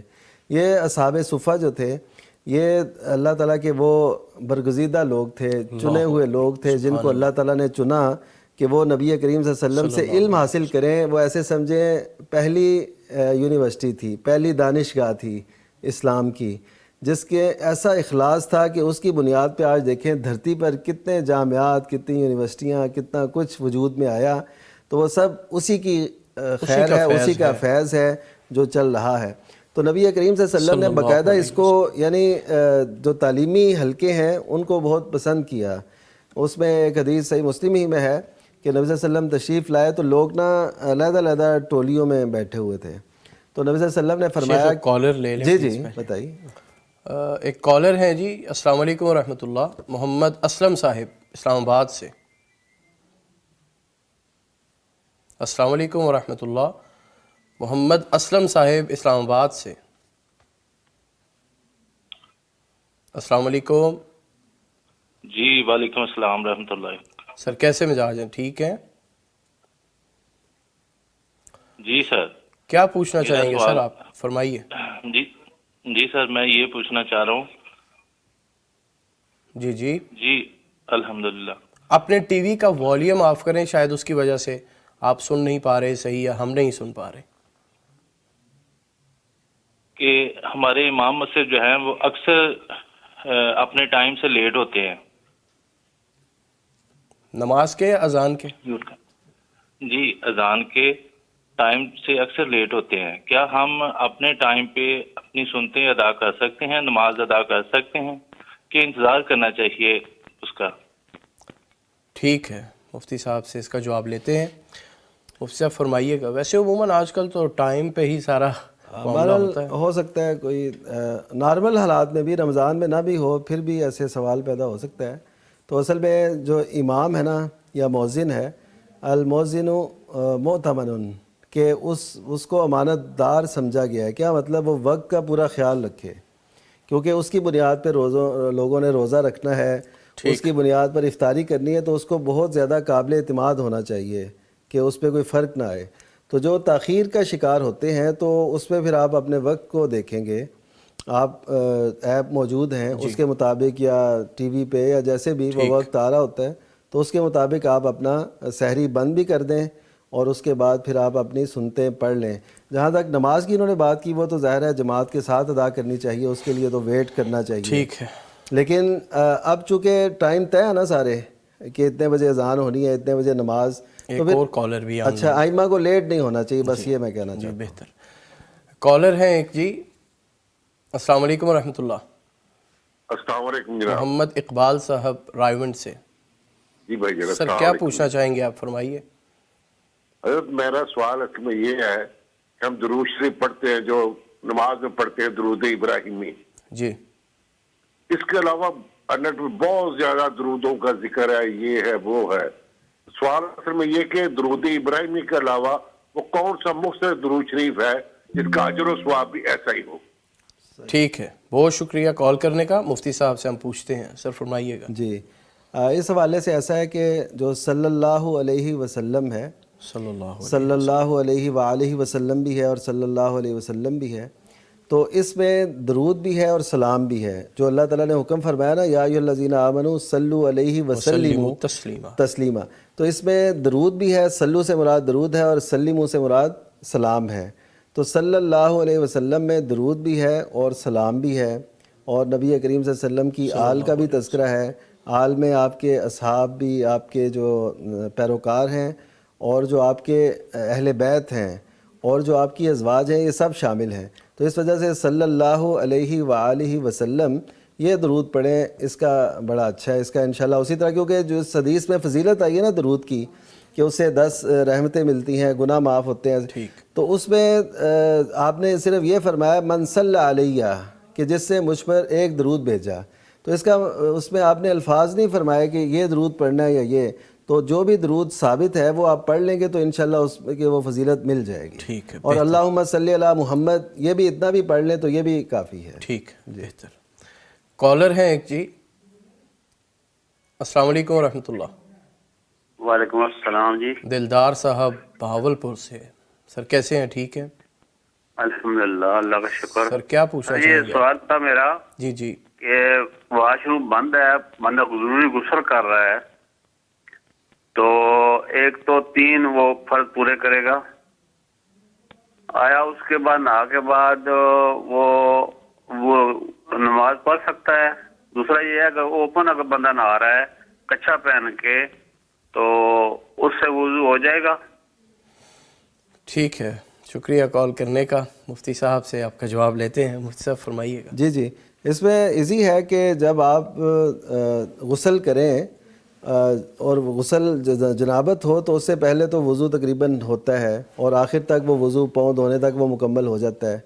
तो तरीका यहाँ पे दोहराने की अब ज़रूरत नहीं, वक्त भी थोड़ा कम है, तो वज़ू तो हो गया। हाँ, इस दौरान अगर शर्मगाह को हाथ लग जाए تو اس حوالے سے علماء میں اختلاف ہے. کئی کہتے ہیں کہ وضو وہ دوبارہ کرے گا، لیکن یہ ہے کہ اس حالت میں وضو ٹھیک ہے. یعنی اگر وضو کیا ہے اور اس حالت میں یا آپ باہر نہ آ رہے ہیں اور آپ نے کوئی وہ نکر وغیرہ پہنی ہوئی ہے تو وضو اگر آپ نے کیا تو ہو جائے گا. لوگوں کے ذہن میں اصل میں یہ سوال ہوتا ہے جی ہم نے کپڑے پہن کے وضو نہیں کیا، ہم نے برہنہ حالت میں وضو کیا تو کیا یہ ہو جائے گا؟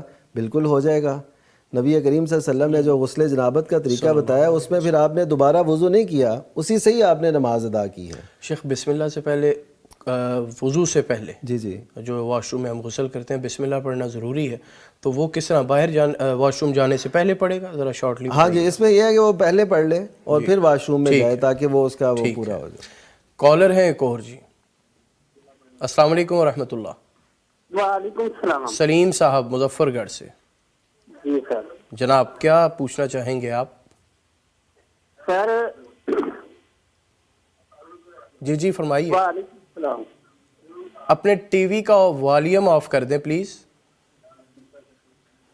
سر میں یہ پوچھنا چاہوں گا کہ روزے میں داڑھی میں مہندی لگا سکتے ہیں یا ٹھیک ہے سر؟